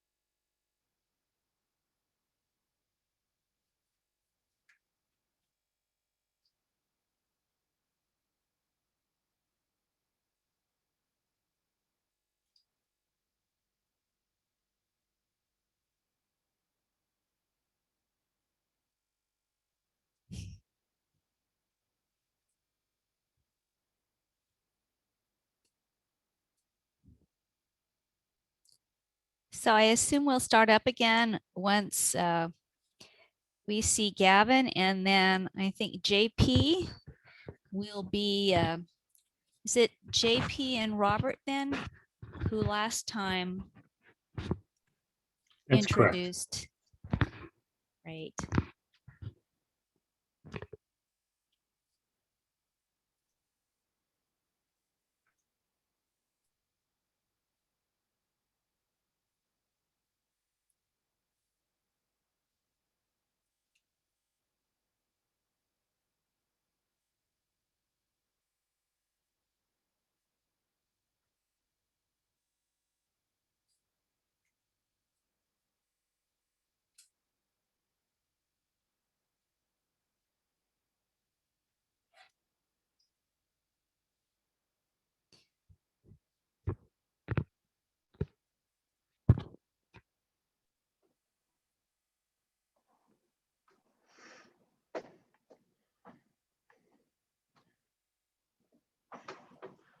All right, is everyone back? Are we ready to go? I think if JP is here, I am. there we are. Okay. So moving on to livestock, agriculture, and rangeland. We've got JP and Robert. Go ahead. I'll go ahead and kick this off and then throw it over to JP. Oh, perfect. As everyone said, for each of their chapters, I want to thank the team that worked with me on this, Frank Mitloner and Tim Hayden, and of course, JP Cataviella. JP is to thank for helping to frame this out. I think it was his structure that really helped us get to where we are. In this final version, our overall recommendations did not change. They remain the same. From the last meeting, we looked at, there were 15 organizations that submitted approximately 80 comments. And we looked at each one of them to go through and figure out how to incorporate those considerations throughout the document. In particular, in looking at those, there were some comments about some economic analysis, specifically around compost application to grazed grasslands. And I want to thank Frank's team for helping us do the calculations, the economic calculations for that. The team met on December 10th and January 6th to review the comments and to draft responses for that. And that's the draft that you see here. I mean, in putting this together, I think one of the things just to help frame everybody and ground everybody is we looked at it initially through a DEBS focus, meaning that we looked at how do practices work for California and can work across the country. So really anchoring our thought process in California and with the, things that had science that could support it, and relied on the information from Frank and his colleagues at UC Davis. Finally, prior to this meeting today, I reviewed the comments that were submitted after the second workshop, and there was nothing that jumped out at me that was a huge, that would change the recommendations that we made in here. So with that, I'll turn it over to JP to fill in anything that I missed or misstated. Robert, thank you. I don't know that I have a lot to add. The one perhaps theme that I would say is, their theme of some of the comment letters we received was, something to the effect of, gosh, why aren't you suggesting that this particular practice or this set of practices be prioritized for a protocol at this time, protocol development. And I think, a careful reading of our section will show that we recognize that some of these practices are very good practices, are very good agricultural practices, but they're missing something. And we kind of looked at our recommendations kind of through really asking ourselves two questions about them. And certainly all of the questions that are in this section, there's a series of it. It really came down to, is there enough science to quantify these emission reductions from these practices and be able to support the analysis that's necessary for a protocol. And then the second question, which we think was equally important and often was one of the major barrier, was if we went to the trouble of putting a regulatory protocol in place, would it be adopted? Would it actually incentivize the practice to be done? And a lot of times that was one of the issues that led to it not being one of our priorities in this task force. So I look forward to any questions and folks might have about these along those lines of why we made the decisions that we did. But we really were trying to focus what we believe are kind of limited resources into areas where there really is an opportunity for a protocol to make a difference and get significant uptake from the community. So I'll stop there. Thank you, Robert and JP. So first we will turn to the task force and then to public comments. Task force members, any thoughts, any suggested changes to the draft final we have before us?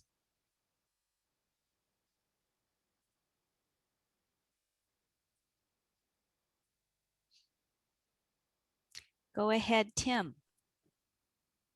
Hi, just a comment really, and I want to really thank Robert and JP and Frank for all their work on this chapter. I mean, they really did a great job and put in a huge amount of time and effort. Of course, we all did, but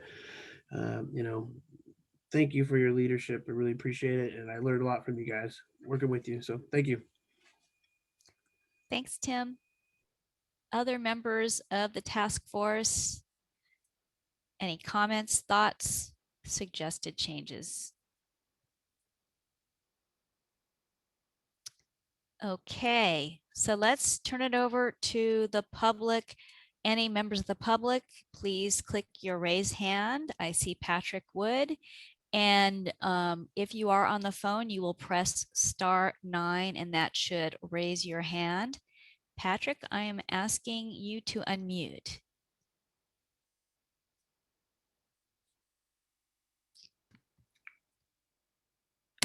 Can everybody hear me? Yes, we can hear you. Thank you. So thank you for the opportunity. I first want to thank the task force as a whole for just a very thorough report, and you all spent a lot of thoughtful time on this, and it's very much appreciated. My company's Ag Methane Advisors, so I'm focused on dairies and methane. And so my question and comments are focused there. And I think the recommendations from the task force seem great and fully support them. In addition to those on the agriculture chapter, the overarching programmatic considerations make a lot of sense to me, so definitely support those. My question really for the ag subgroup is, I wonder if they considered the concept of global warming potential star and or using the 20-year time horizons for methane, like some other programs like New York's Climate Leadership and Protection Act are using, and the way in which either using a shorter time horizon for methane or the concept of global warming potential star would appropriately account for the short-lived impact of methane, and in turn incent more methane reductions sooner. And I know that question is much broader in terms of CARB policies in general, but I just wonder if the task force considered it, and if so, would consider mentioning their thoughts in the report. Thank you. Thank you, Patrick. Go ahead, task force. Well, I don't know. Do you, I guess I could take that question as a start. We're certainly aware of the GWP star conversation. There are important voices in the science community suggesting that we look at methane a little bit differently than we look at carbon dioxide. Methane's residence time in the atmosphere is much, much shorter. And as such, it may speak to different ways of looking at methane than carbon dioxide in the policy, on the policy side of this. I won't try to get into all of that here. I think, the short answer to Patrick's question is, did we look at this in the context of this particular report? No, I think this was outside the bounds of what we were asked to look at in the task force. And were it to be considered, it would really have to be considered in the context of the way allowances and offsets are calculated, the values are calculated, and that's external to what this task force's mission is. So, yeah, that I don't know if Robert has anything to add to that. But that's kind of my thinking on it. I don't have anything to add, but I note that Frank's hand is up, and it may be in response to this. So, both you, JP, and Frank are former experts on. Frank, much more so. I'd like to hear what his thoughts are. Go ahead, Frank.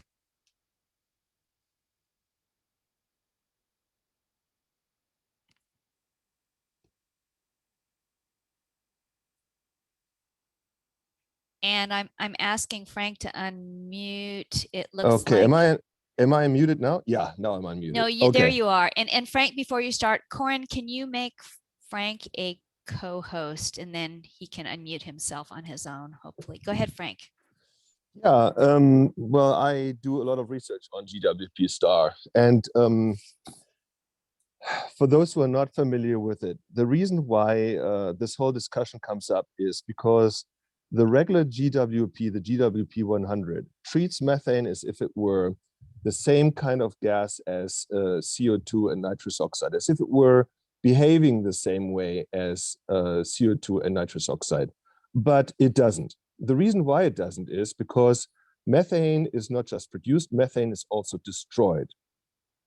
And GWP star actually takes that into consideration. And also it takes into consideration that changes of methane over time have a profound impact on whether methane, when it's increased, leads to warming. When it's stable, does not impact additional warming, or when it's decreased, it will actually contribute to negative warming. So it will pull carbon out of the atmosphere. So GWP star is now discussed at the IPCC level, and the United Nations FAO has established a special task force on it, consisting of 65 members. And that task force deliberates whether or not GWP 100 shall be replaced with GWP star, particularly for agriculture. So this topic is hotly debated, and I think it will have public policy relevance. But maybe for our task force report, that was too early for prime time. I'm happy to entertain any questions that you have. I'm pretty deep in the material. Sounds like it. Thank you, Frank. So Patrick, just wanted to make sure that sort of addressed your question. Let me know if you need to raise your hand and be unmuted again. But I think that from JP and Frank, you got a sense of where the group was coming from. And Frank, you were done? Yeah. Okay. So There were other members of the public there, Max, but it looks like, there you go. All right, I'm asking you to unmute. Go ahead. Great, thank you. Apparently my hand went back down on its own. Max Dubison here. Thank you very much for the opportunity to address the task force. Really appreciate all the hard work that went into this report and all the time and consideration that you guys have all put into this. I work for Indigo Ag. I'm head of carbon policy. We're an ag tech company that works to harness nature to help farmers sustainably feed the planet. So in the context of this report, we're a carbon project developer. We're focused on reducing emissions and enhancing soil carbon sequestration on US cropland and then eventually globally. We really want to urge the task force and ARB to pursue development of a compliance offset protocol for cropland management that's broad and flexible. And instead of focused on individual practices and individual crops, focuses on prescriptive guardrails on data quality and project performance. You know, in an earlier comment, JP mentioned the question of whether there was enough science to support the proposed practices that people wanted, whether they were ready. I think that's important, but it also kind of follows the older way of thinking about ag carbon protocols, where the protocol is built up around this narrow crop and practice focus, rather than being built around the performance of the quantification methods and allowing the scope of implementation to expand over time as new data become available. So you don't have to create a new compliance offset protocol every time data are available for a new crop or a new practice. Ag is fundamentally different from forestry and from some of the other point source project categories. I worked for years on the Livestock COP and the ODS COP, and they're just completely different world when looking at quantification, additionality, everything that goes into a compliance protocol. Last year, the two leading voluntary registries, Climate Action Reserve and Vera, both adopted innovative protocols to incentivize these large grouped agricultural land management projects. Both of those could serve as templates for a new ARB compliance offset protocol. We're currently developing a project. So in terms of the question of will it actually incentivize change, we've already got hundreds of farmers in the project across thousands of fields in 21 different states. It's going to go through verification this year. It's already listed on the Climate Action Reserve. So by the time, you know, an ARB protocol would be developed, there would be multiple rounds of verification and credit issuance, sort of proving the concept. So it's also already applicable in California. You could already do this on crops, and that scope is only going to increase over time as there's more data available. So I think it would be a really good thing for California and for cropland, and appreciate your consideration. Thanks, Max. Any other members of the public? Once again, *9 if you're on the phone. Katrina Von Berg, I'm going to ask you to unmute. Hi, I'm Katrina Von Berg. I'm a graduate student at the Middlebury Institute, and I've kind of gotten pretty deep into carbon markets and agriculture. And I have a question because 2 out of the 3 highlighted management practices that have suggested relate to dairies, which is a pretty big skew.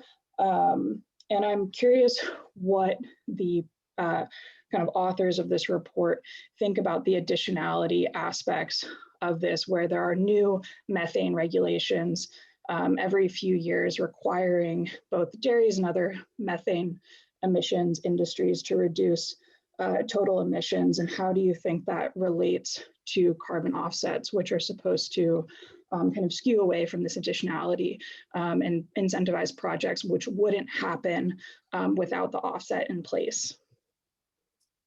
Great, thanks, Katrina.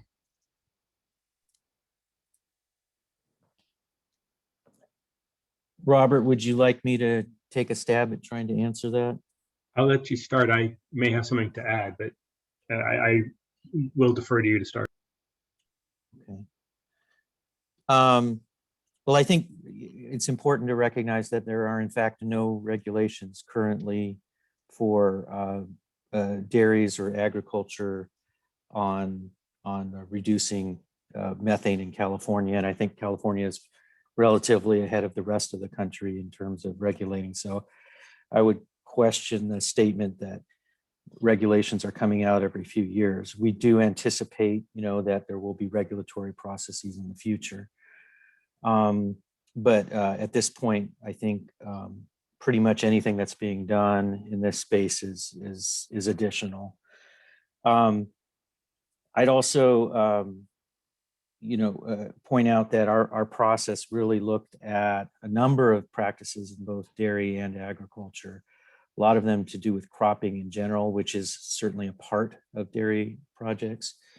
But because dairies emit methane directly, whereas most other agricultural practices do not, they naturally float to the top in consideration for methane reduction type strategies. A lot of the rest of the stuff that we looked at really ends up being either N2O emission reductions or carbon sequestration, which those can also apply to dairy, but they generally apply to ag. So the things that we looked at a number of different practices out there. The ones that appeared ready for prioritization for regulatory protocols were the ones that kind of check the boxes that we talked about before. They would reduce a significant amount of emissions in the California inventory. They would be very likely to be taken up by the facility operators or farmers. And the amount of offset revenue that would be generated would make enough of a difference that people would be likely to utilize the program. So those were the things we mostly looked at, as opposed to whether or not it was a dairy or what type of farming it was. We were open to anything in any part of agriculture in California. Robert, anything to add to that? I'll just add a little bit. So I think, with respect to the methane practices around dairies, JP is right. There are no regulations around it. And the ones with the manure management, the alternative manure management practices is something that is currently being worked through in the kind of the pilot stage, in my opinion, and through CDFA's programs. And it's something that I think is at a point now where with the right incentives, it can scale up. And it's what we've seen around with digesters is now there are over 100 digesters in development in the state. And that has been a tremendous increase over the past 4 or 5 years. And so you're really seeing a large focus on addressing that. The other large focus on methane is enteric fermentation. There currently are no solutions for that right now that are available on the market. And so we need to provide the incentives on it. And even when those come to the market, it's additional cost for a dairyman to implement that, to add it to the feed.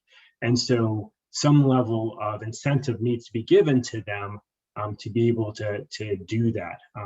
There was a recent study that ARB commissioned with UC Davis that did a really good job of looking at the pipeline of potential of compounds out there to address enteric fermentation. And I personally am excited at the potential that has going forward, but it is a long lead time thing. I think, more broadly is we didn't try to segregate between grasslands, croplands, or dairies. We looked across the board and said, where is there, what are the protocols out there? What have the highest potential of volume, which are the most ready for prime time, and which have the science supporting them and have an anchor in California. So again, that's really the focus, and I probably would have changed the order around on that a little bit, but those are the criteria we really looked at in considering protocols in our recommendations. And this is Gavin. I would just like to add, with respect to the framework of additionality, CARB established a regulation that sets forth their view of what makes something additional. And they use a conservative business as usual standard. And they've committed always to re-examining sectors, and as things change, they will relook at whether they can still consider things to be additional or not. So, that's a little bit beyond, I think, the scope of what we were doing with this project. Certainly, we were considering additionality as we looked at ways to add to the programs or whatever it was that different groups looked at. But we're working within that framework, but insofar, I think JP, raised the question, how we think this at this time, digesters are not, business as usual. So, and other forms of, reduction in this field. So, but it certainly is something that CARB is keeping an eye on, I think, and can be addressed. And Gavin, just to build on that just a little bit more, clearly there are, in our analysis of the AMP projects, the alternative manure management projects, we would not have recommended those be at or considered for a prioritized protocol if we thought none of those projects could be additional. Clearly, some of them are, but the adoption and use of a protocol does not preclude CARB from determining that some AMP projects might not be additional, or some reductions performed by those would not be additional. So they could say, yes, we'll utilize a protocol, we'll have a protocol for this practice, but the reductions need to be above a certain level or that sort of thing. So additionality is definitely a major part of our thought process as we go through that. And that's very apparent in the report that, each and everything went through an additionality analysis. Thank you. Okay, thanks, folks. Other members of the public, thoughts, questions, suggestions?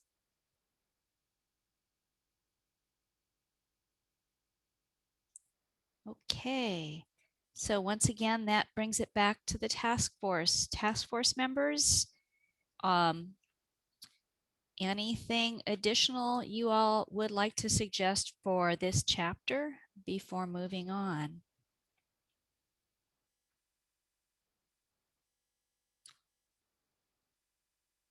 Okay, so with that, we're moving on to chapter 5, high global warming potential gases, ozone depleting substances, mine methane capture, urban forestry. Gavin, you are the subgroup chair here, so you're speaking as the chair of the subgroup if you'd like to introduce this. Sure, thank you. I want to say, as others have, that I appreciate the work of this subgroup. As I think I mentioned at the prior meeting, I worked with Emily and Bruce on this, and we had 3 separate topics that potentially each could have been a different subgroup, but we blended them together and each of us took charge of one of the 3. I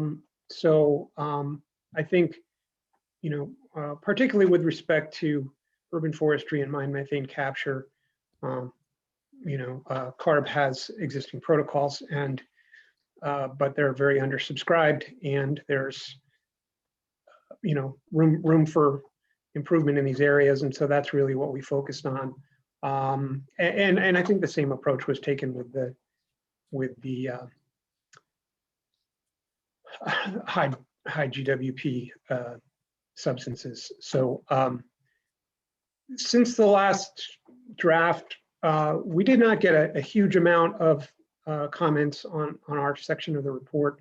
I think for the most part, I think some comments were made, and I want, if Emily is on, and certainly Bruce, I think, is on, I want to invite them to jump in this intro part before we turn it over to the group to add to what I say.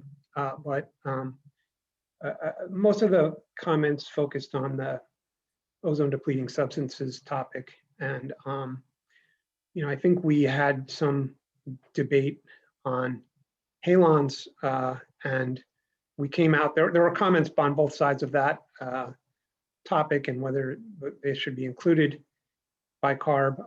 And we felt that, we didn't have the technical background to really weigh in with a recommendation on that. So I think probably the one major change to our section would be that we included a notation regarding the debate over that topic, and we commended it to CARB to, examine more closely. But we didn't feel that we could recommend anything. Other than that, I think I did have one kind of minor wordsmithing edit in the document as we scroll through, just in the intro part. But I would invite, it's in that second paragraph, it says the purpose of subgroup. It should just say the purpose of the subgroup.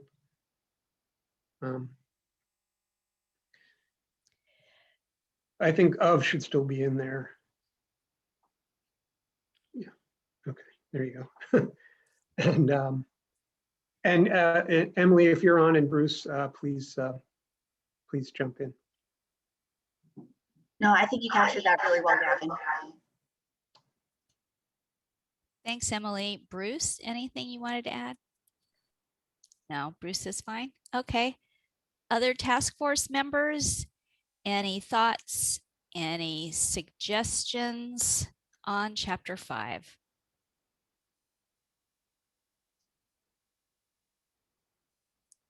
Okay. With that, we will turn it over to the public. Any members of the public want to comment, propose thoughts, ask questions? You can raise your hand, the hand down at the bottom, or press *9 to get in the queue to speak.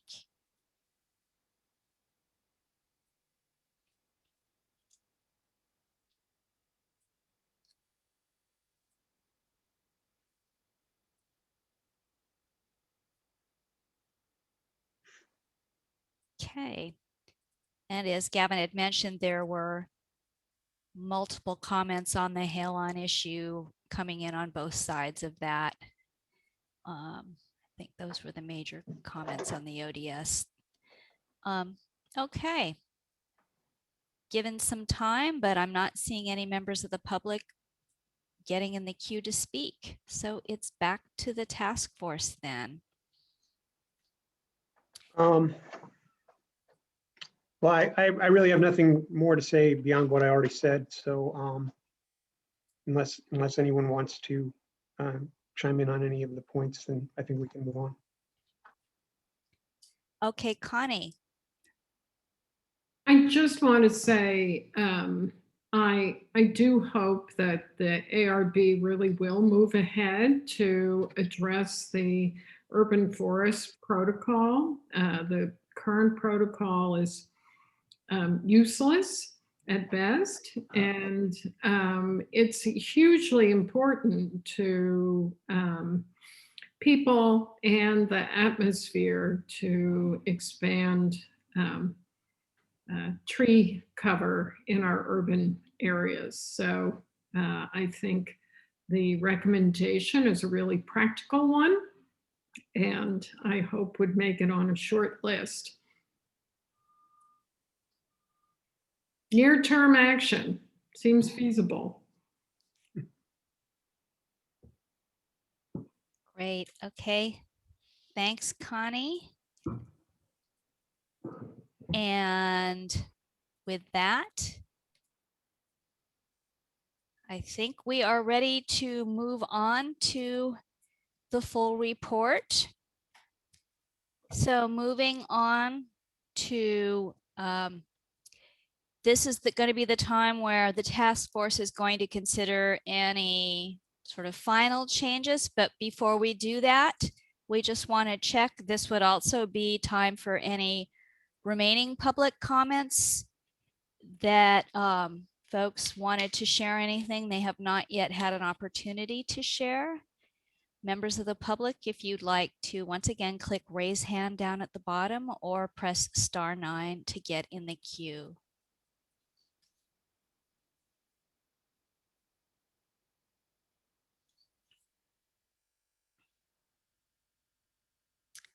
Anthony Brunello, go ahead. I'm going to ask you to unmute, and then we have Kevin Hagen after. Go ahead, Anthony. Hi, can you hear me okay? Yes, we can hear you.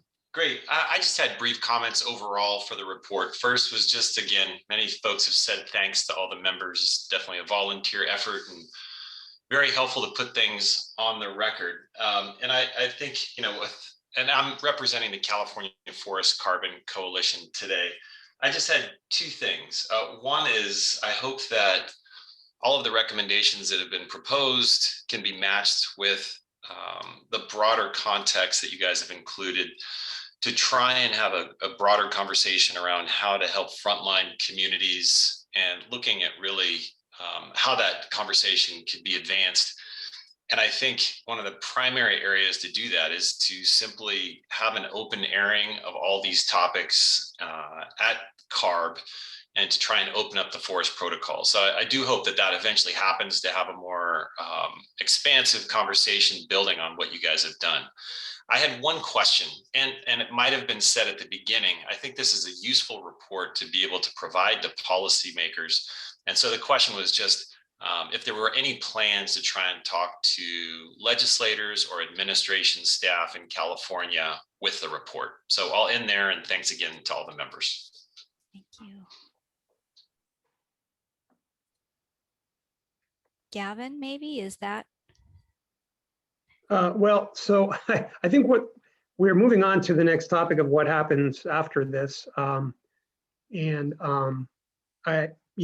know that we as a task force will continue to function after today, but we will be providing the report to CARB, and we certainly hope that it's used. So I don't think there's some opportunity for us to meet with people further, but once this is provided to the board for their consideration, we certainly hope that it's something that they'll use and consider. But other than that, I don't know that the task force itself will play a role going forward. Thanks, Gavin. And if any other task force members wanted to weigh in on that question, just giving space for that. Okay, if not, we'll move on to Kevin Hagen. I think Emily. Oh, sorry, Emily. I didn't see you. Go ahead. Go ahead, Emily. Thanks. Yeah, I think that's an interesting point that was raised, and I think it might be worth further discussion. I think my thoughts at least had been that a presentation, I think it might be useful to encourage ARB staff to kind of formally present the report to the board, the CARB board. And perhaps that's already planned or in the works, but I think that would certainly be my hope, is that there could be, that this isn't just a report that kind of gets sent to their inbox or, printed and put on their desk, but actually could be presented in some way and synthesized. It's a long report, so that might be a challenge in and of itself. But I think I would like to see kind of some further step taken to formally present this to the board. And I think it's an interesting question if there are others from the administration or the legislature that would be interested in kind of a briefing on the report as well. And I think Gavin raises, it's an interesting question of whether the task force could do that, or if it would be more appropriate that ARB staff do that. But I think it's a valid comment, and I think all the work that went into this report, it would be nice to see it not just put on a shelf and collect dust, but hopefully be used to further conversation around how offsets can be used as a one component of the overall climate mitigation strategy in California. Yeah, I certainly agree. The task force, I think, formally ends today, but insofar as task force members are either, called upon to elaborate, I think that's probably up to the individual.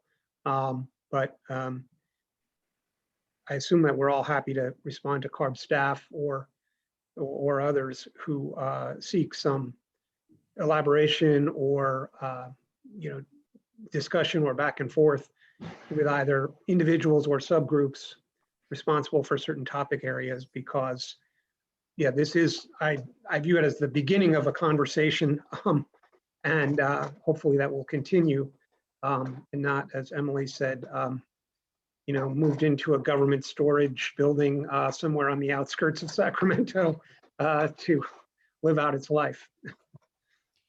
And I see Andrea's hand up as well. Andrea, if you want to go ahead, and then I'm also wondering if this might be a helpful time for CARB staff to clarify that question Emily raised about a presentation to the CARB board. Go ahead, Andrea. You just froze. Uh-oh. Okay. Your system did. I'm sorry. I think, Andrea, you are maybe freezing a little bit for me, but that could be my system. I think I have an unstable connection. So Let me try this. Let me try this. That's worked well. Okay. Well, obviously, we want this report to move forward. I'll have more to say about that in a minute, but frankly, we're losing you a little bit verbally as well. it is the staff who are have been helping us along with this task force, Paul and Jason, and I forget who else is there. And so I don't know if they have a comment on where they see this going next. How do they get it onto the ARB agenda? They're really our next line of action here in taking it forward. Yeah, if we could, clarify this question, and then I'm mindful we also have additional public comment too. But would somebody in CARB staff like to clarify?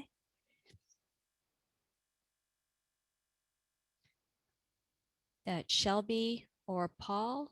Yeah, sure. So the report, it will be finalized either today or by the end of this week. So all these edits that we have made today. As for the recommendations, it's a very lengthy report with a number of, or quite a bit of recommendations, and they're quite different. It will take us some time to first consider them and really digest them.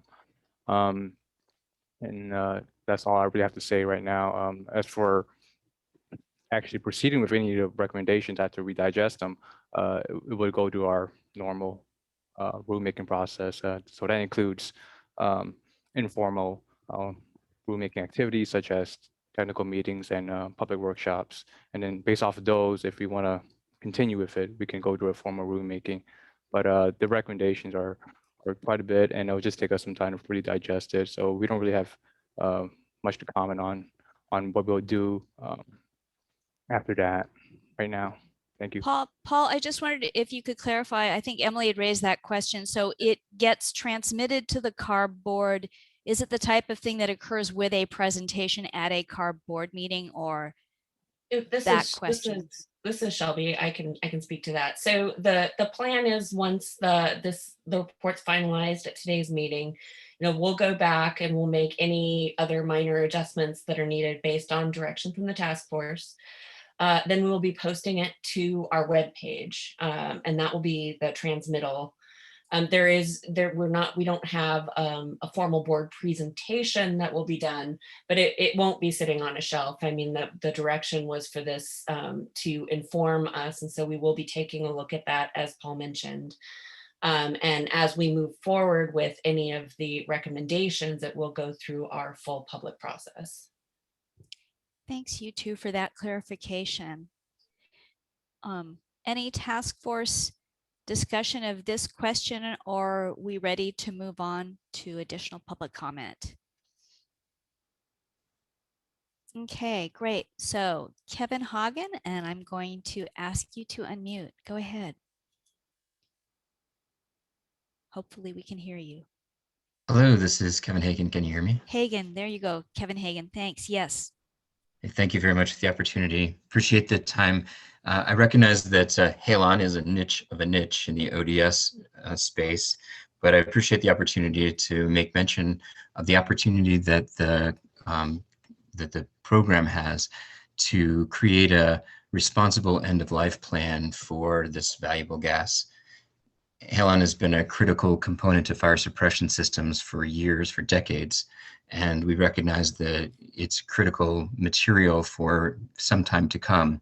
However, unfortunately, at current, despite the industry's strong stewardship ethos for managing this gas really well, we don't have a viable, economically viable end-of-life strategy for what will happen to Halon when it's no longer used. By creating the opportunity to include it in the ODS protocol and under the CARB program, we have the opportunity to create that economically viable, environmentally responsible end-of-life strategy that I think the industry has really desired. It's a great opportunity to make a big difference. The cumulative effect of Halon currently in systems is over 120 million tons of CO2. So it's unfortunately high risk of being released into the atmosphere. And we don't know exactly when. Unfortunately, the COVID implications of the aviation industry have dramatically disrupted our understanding of market demand. And we may actually already be in a place where there's more Halon than we need, although we don't know. Whenever that day is, we need a responsible end-of-life strategy, and the carbon market provides the ideal solution. So thanks for your consideration, and thanks for supporting the industry efforts to responsibly manage this gas. Great, thanks so much. Okay, any other members of the public?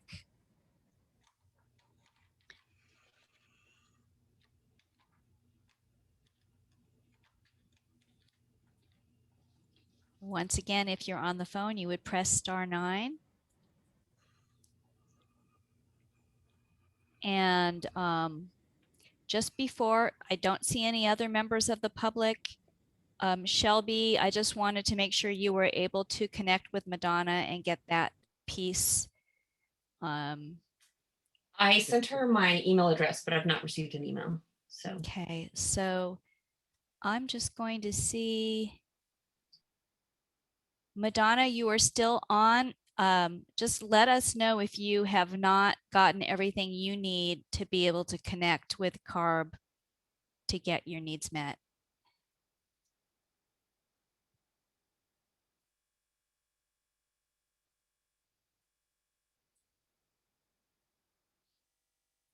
Okay. And I'm just waiting to make sure.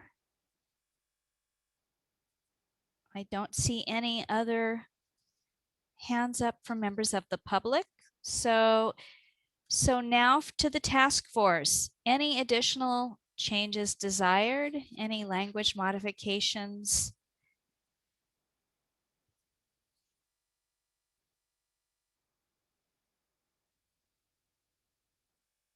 Any final thoughts?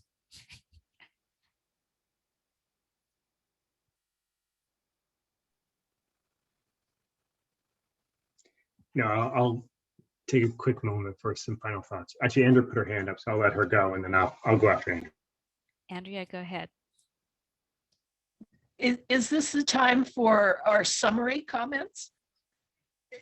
Or is it just on details of the report itself? I think anything that you would like to say to make sure is incorporated in the report. I think from this, we will then ask, we will ask you all to deem the report complete. so that CARB can submit it to the CARB board. And then after that, I know the CARB staff has some comments they'd like to make, and that might be more of your sort of summary thoughts on the process as a whole. But if there's anything you all would like to speak to Okay. prior to deeming the report finalized, this would be that time. Does that make, that's more clarification, huh? So Andrea and Robert, perhaps your comments were more towards that latter piece then. Yes. Okay. So with that, and Gavin, I'm going to check. We had talked about asking each individual, do we want to sort of say, shall the task force deem this report finalized? And I'm going to ask you for guidance on how you'd like to handle that. Well, I think I do want to have CARB staff clarify for all of us exactly what happens next. But I do. I think we are. I think what you're getting at is this is the speak now or forever hold your peace moment. So we yes are members of the task force supportive of the document subject to these final edits being transmitted to CARB for its use going forward. And if anyone is not in favor of it, please speak out now. Thanks, Gavin. Yeah, that was my clarification, is if we needed to get every task force member sort of on the record with a yes, or if it's more of a assumed yes unless you speak up now. And so Gavin has clarified that piece. Yeah, I mean, if we were all in one room and we could see each other, we could raise our hands or something, but given the format, just let anybody speak up if they raise your hand on the computer if you want to say something. You can also say something, other than that, but we'll, and I think Robert had some thoughts he wanted to share. Right, and that would be after it's finalized, but essentially you're taking everything with the track changes that you've seen today, and that is the final version of the report. And is there anyone who differs from deeming it final?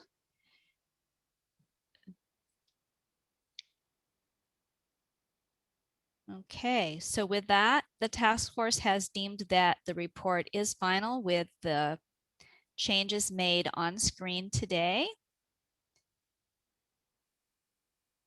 And with that, Gavin, so it sounded like maybe our next step is to get that clarification that you all, that you were asking from CARB as far as what happens next, and then we can turn it all over to the task force members for summary comments and CARB members as well.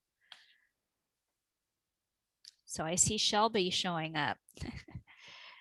Yeah, so I'll just kind of go over again kind of the next steps. So now that with the final report, we'll go ahead and accept all of those changes. We're going to take that final report, we're going to post it online so that it's available publicly to anyone who's interested. And then we'll start to digest, as staff will start to digest the report and kind of figure out how we're going to move forward. So it certainly won't be left on a shelf. I think there's been an incredible amount of very good work that has gone into this report, and here at CARB, we plan on looking at that as we determine how to move forward. And as I said, where we do determine we're going to move forward, that will be done through a full public process with plenty of opportunities for public input and a board hearing. So any questions, any other clarifications needed there? Gavin, did that address what you were asking about?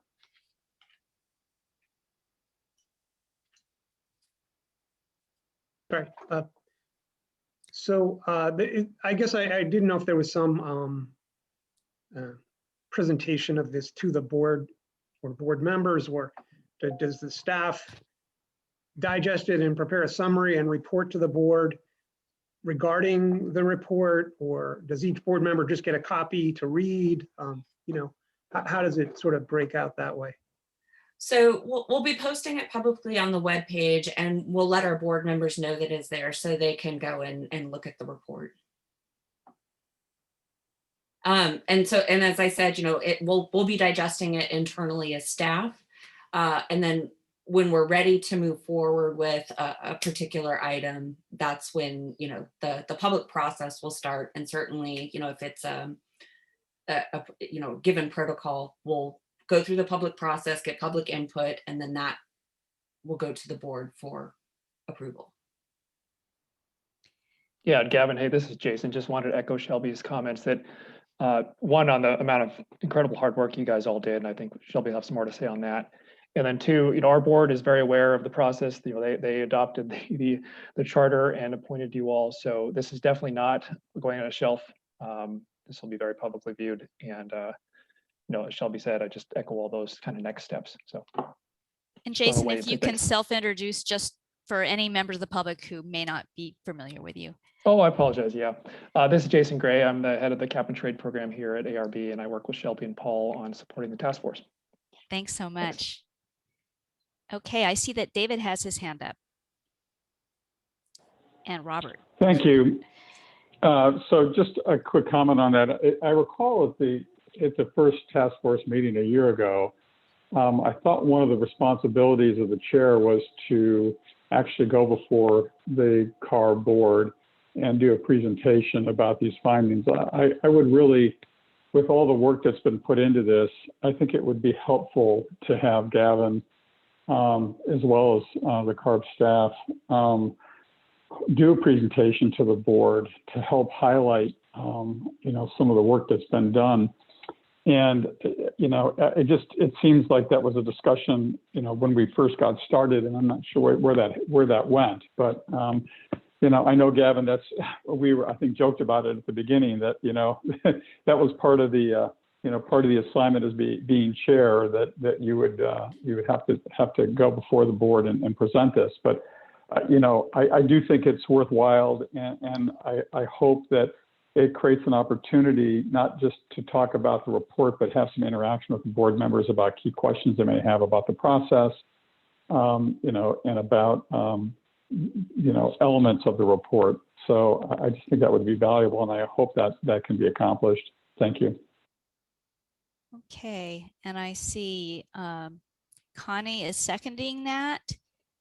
So I'm seeing a member of the public with their hand raised too. So, sorry, this is Jason, just point of clarification.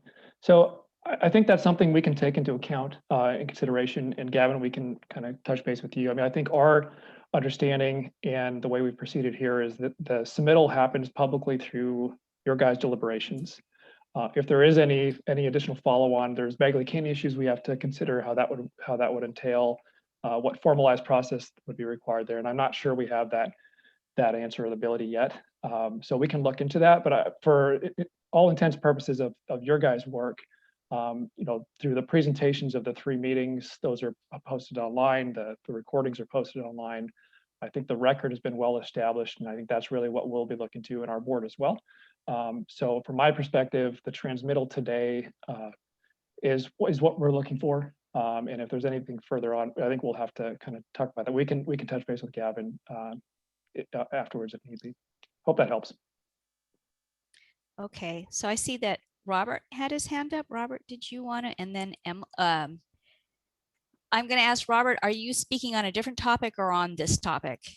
Right on this topic. Perfect. So Robert and then Emily, thanks. So not to belabor this too much, but you know, I know that Shelby, you'd mentioned you take some time to digest this and come back with recommendations. Can you give us any thought on timing of that? Is this, you know, I'm thinking about the old, is it bigger than a bread box type of question? Are we looking at 6 months, 2 years? You know, is there any kind of timing that you can provide us and the public on that?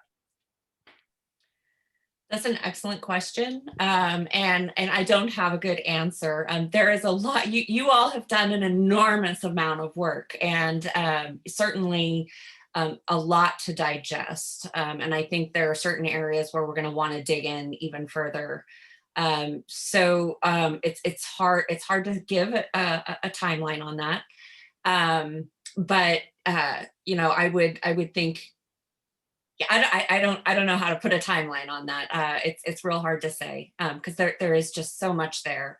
And but even though I can't put a timeline on it, we're not talking years. You know, we're going to be diving in right away. We already have, I think, to some extent on some of the draft recommendations. So we'll continue to work on that, and certainly keep everyone apprised. You know, as we move forward, you'll know. Thanks, Shelby. So Emily, go ahead. Thanks. I think this has been a good discussion, and it sounds like the CARB staff have really given this a lot of thought in terms of how they feel like they, you know, are best positioned to proceed with this. And you know, I take their comments in good faith that this is not going to just go on a shelf. And you know, they've been supporting us throughout the process, and they've been kind of closely attuned to what we've been working on and kind of the process. So, you know, I believe that, you know, the CARB board, as I said, is aware of this and is going to be looking at this. So I think it's you know, it's important to defer to some extent on the, you know, the CARB staff to take this forward. I wonder if perhaps the better audience might be the legislature for some kind of presentation, perhaps since they were the impetus of you know, AB 398 in the first place, and the origin of the task force. So, you know, perhaps that is the more appropriate venue for a bit of a briefing on this, as a body that is kind of one step removed and may not be as closely aware of the work that's been going on over the last year. So that might be something, Gavin, to follow up offline about, if that's something you're willing to consider. But it does sound like the CARB staff have given us some thought in regards to how to best take this forward. Great, thanks, Emily. And Andrea. Yeah, Emily, that's a good point. This whole task force was put together because of legislation. And I do not think it's inappropriate for us to draft a letter that we sign on to that is addressed to the Speaker of the Assembly, since it was an Assembly bill, and probably CC'd to the chair of the committees that heard it, and just offer the letter as a letter of transmittal of the report that is an outcome of their legislation that set out the mission for us. They set out the charge, and I think they need to have a formal conveyance that we've complied with their bill. So I'd be happy to work with Gavin and you and whoever on just drafting a very straightforward letter of transmission that expresses the amount of serious effort that went into this, the range of hats that we all wore, the professional experience we brought to it, the challenges we had, and so on. I think we need to commemorate or memorialize this to the legislature. So I don't know about Brown Act and all of that, or Bagley-Keene, but I don't think it is inappropriate for us to transmit a copy to the appropriate entities in the legislature. Thanks. Yeah.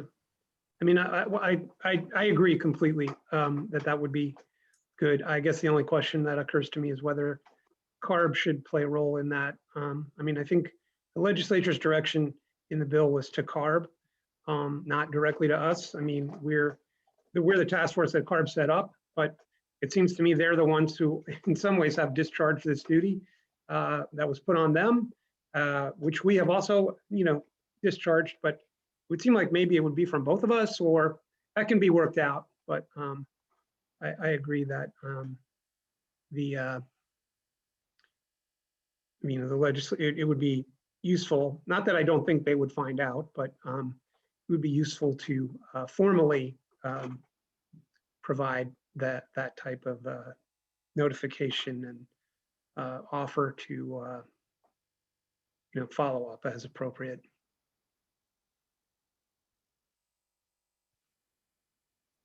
So I don't know if we have more on this topic, but I know there's some public members with their hands raised for a while now. So if people want to, maybe we can let the public members speak now, and if we want to return to this, we can come back to it. Okay.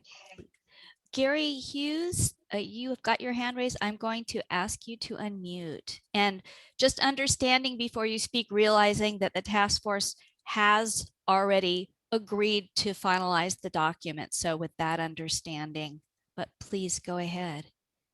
Thank you, Ariel. My name is Gary Hughes. I work with the organization Biofuel Watch. We're a member of the Global Forest Coalition. And I just want to communicate to the task force members and ARB staff that our organization would not be opposed to seeing this document presented to the board itself with a report on this process. Assuming, of course, that there would be an opportunity for robust public comment in regards of any presentation along those lines. And the same with any opportunities for this material to be presented to the legislature, any committees at the legislature. It's certainly an imperative that there be an opportunity for robust public comment to ensure, in the both instances that the members of the Air Resources Board and as well any members of the legislature who are paying attention to this can hear from many parties about this process and the findings. Thank you. Thank you, Gary. Any other members of the public? I think it was just Gary's hand that I saw.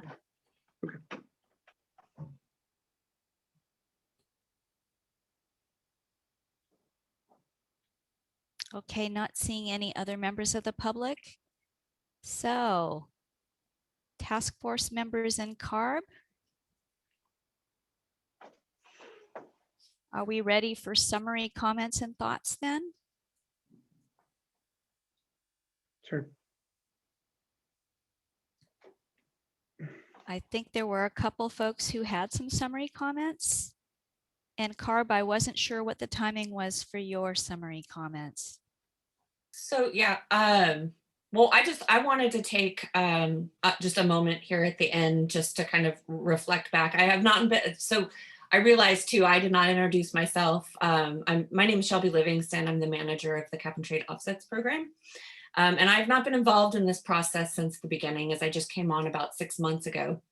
But just in the short time that I've been here, catching up on all the work that had happened prior to coming into this position and the work since, I can say that there's been an incredible amount of effort that has gone into this. And on the behalf of all of us at CARB, I wanted to thank, first off, both Ariel and Quinn for their excellent facilitation and coordination of this process. We greatly appreciate everything you've brought to the table to help us, help all of us get this all these task force meetings and all the logistics wrapped up and running beautifully. Thank you for that. I also wanted to give our deepest appreciation for all of the task force members who have given so much of their personal time, an incredible amount of work, and really being able to share your expertise and your thoughts pouring all of that effort into this document, which will not sit on a shelf. It will be used and heard. I wanted to thank you for doing all of this, on your own time, as well as during a very difficult time. Certainly, this has not been the ideal situation for this sort of meeting, and you all have taken it in stride. So, and come up with a very robust and useful report that will inform us moving forward. So our deepest gratitude for all of your efforts. And I would also like to take a moment also to thank Paul Chang, who is the ARB staff person who's been coordinating this whole task force effort, and he's done an excellent job in that capacity. So thanks to everybody, really.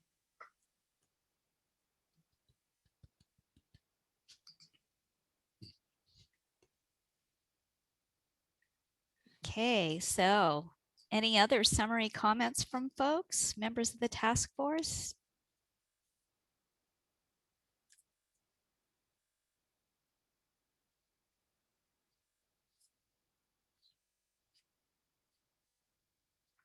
Go ahead, Andrea. Well, here we are bringing this thing to its final close here. And it's really wonderful to hear the thanks from the commenters and fellow members about the amount of time that we've put into this. I think everybody knows that this really was a serious commitment, and we did our job. We met, we considered, we used our professional expertise and our experience in the program. And so, of course, I thank all of you, and I think we should take pride in what we've put together. And therefore, I do want the legislature and CARB to have that idea conveyed to them, that we took it seriously and that we did respond to the charge they gave us. I'm enthusiastically endorsing the adoption of the report. But I think all of us will feel that there's not every single word in it that we immediately would vote aye for once we get down to the details of the individual recommendations, in part because we weren't all part of the conversations that went on in these different subgroups. I really feel that the process was constrained. There may be good purpose in Bagley-Keene, but it also really is an obstacle to communication. There were times when we would have loved to have talked with other subgroups on particular issues. So I just want to make note that not only was the pandemic a constraint, but so is this artificial siloing of us from each other. I would have really liked to have gotten to know a lot of you better, because you are professional people, you know this field. We understand the purpose of it, and our motivations are very open and honest in thinking that this is a useful tool, one of many in California's entire climate strategy toolbox. Offsets aren't everything, but they are an important small part of how we make bring other sectors into reducing carbon emissions and all of the co-benefits that we have from offsets. So I just wanted, I guess, in closing, to say that yes, I look forward to being able to hear more arguments for some of the specific recommendations, but in general, I think it's a terrific report, and it's been an honor to work with all of you. So thanks. Thanks, Andrea. Robert, go ahead. Yeah, so I'd like to thank the group as a whole as well, and echo a lot of what Andrea said, is that, through kind of doubly challenging circumstances, one being the pandemic and biggest being the pandemic, and also just, the constraints that we were faced with from an open meetings perspective, doing a technical document like this and subgroups and being able to dive in on it, it is a challenge. And I hope that people that read it understand and appreciate that. I'd like to give my thanks to the people that supported my nomination to this, from the agriculture community. Hopefully I have represented you well and gotten your feedback as we've gone through this process. I'd also like to thank the board for the appointment on this. They went through and they nominated all of us in January of last year, and gave us our charter. And then thanks all the staff for their help behind the scenes on this, making this, keeping this moving, giving us the framework, editing all of the different voices and formats and all of that. I can't imagine that was a enjoyable task. And I'm again, as Andrea said, I probably don't agree with every single thing that's in there, but I think that the report stands very well as a testament to what experts in this field really see and hope for this area. It is not the answer. It is part of an answer. It's, as I like to think of, it's part of that silver buckshot that's going to get us to the climate solutions that we need. So thank you all for your time and efforts on this. Thank you, Robert. Okay, if there's any other thoughts? If not, I'll turn it over to Gavin. Okay. Yeah. Thanks, thanks, Ariel. I think that we are now officially at the end of our one-year task force. Robert and Andrea stole a few things I was about to say, but I agree. We faced our challenges, yeah, if CARB is to think about doing this, something like this again, I think there's some types of groups that get exempted from Bagley-Keene somehow. That definitely, I'd say it hampered us. It wasn't insurmountable. I think we came up with a good product. I regret that I only got to work closely with a few people and who I really enjoyed getting to know and work with. I trust that the relationships that continue in the future, because I've really gotten to respect the people I got to work with on this, and enjoyed interacting with them. So, and I hope that the same experience was for all of you. Not that we didn't, we agreed on every single thing all along the way, but it was a good process. And so but yeah, the inability to work across subgroups was certainly a challenge, and I would recommend considering that as something in the future. Yeah, so I guess it remains to be seen if there's any further opportunity for us to comment on this or work on this in some form or fashion. But I thank all of you. I thank Ariel and Corin, CARB staff, and all the task force members. I appreciate the work that went into it, the sacrifices that were made, and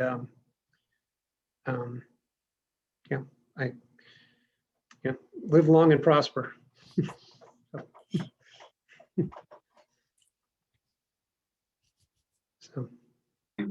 Well, and thank you, Gavin, for being our fearless chair.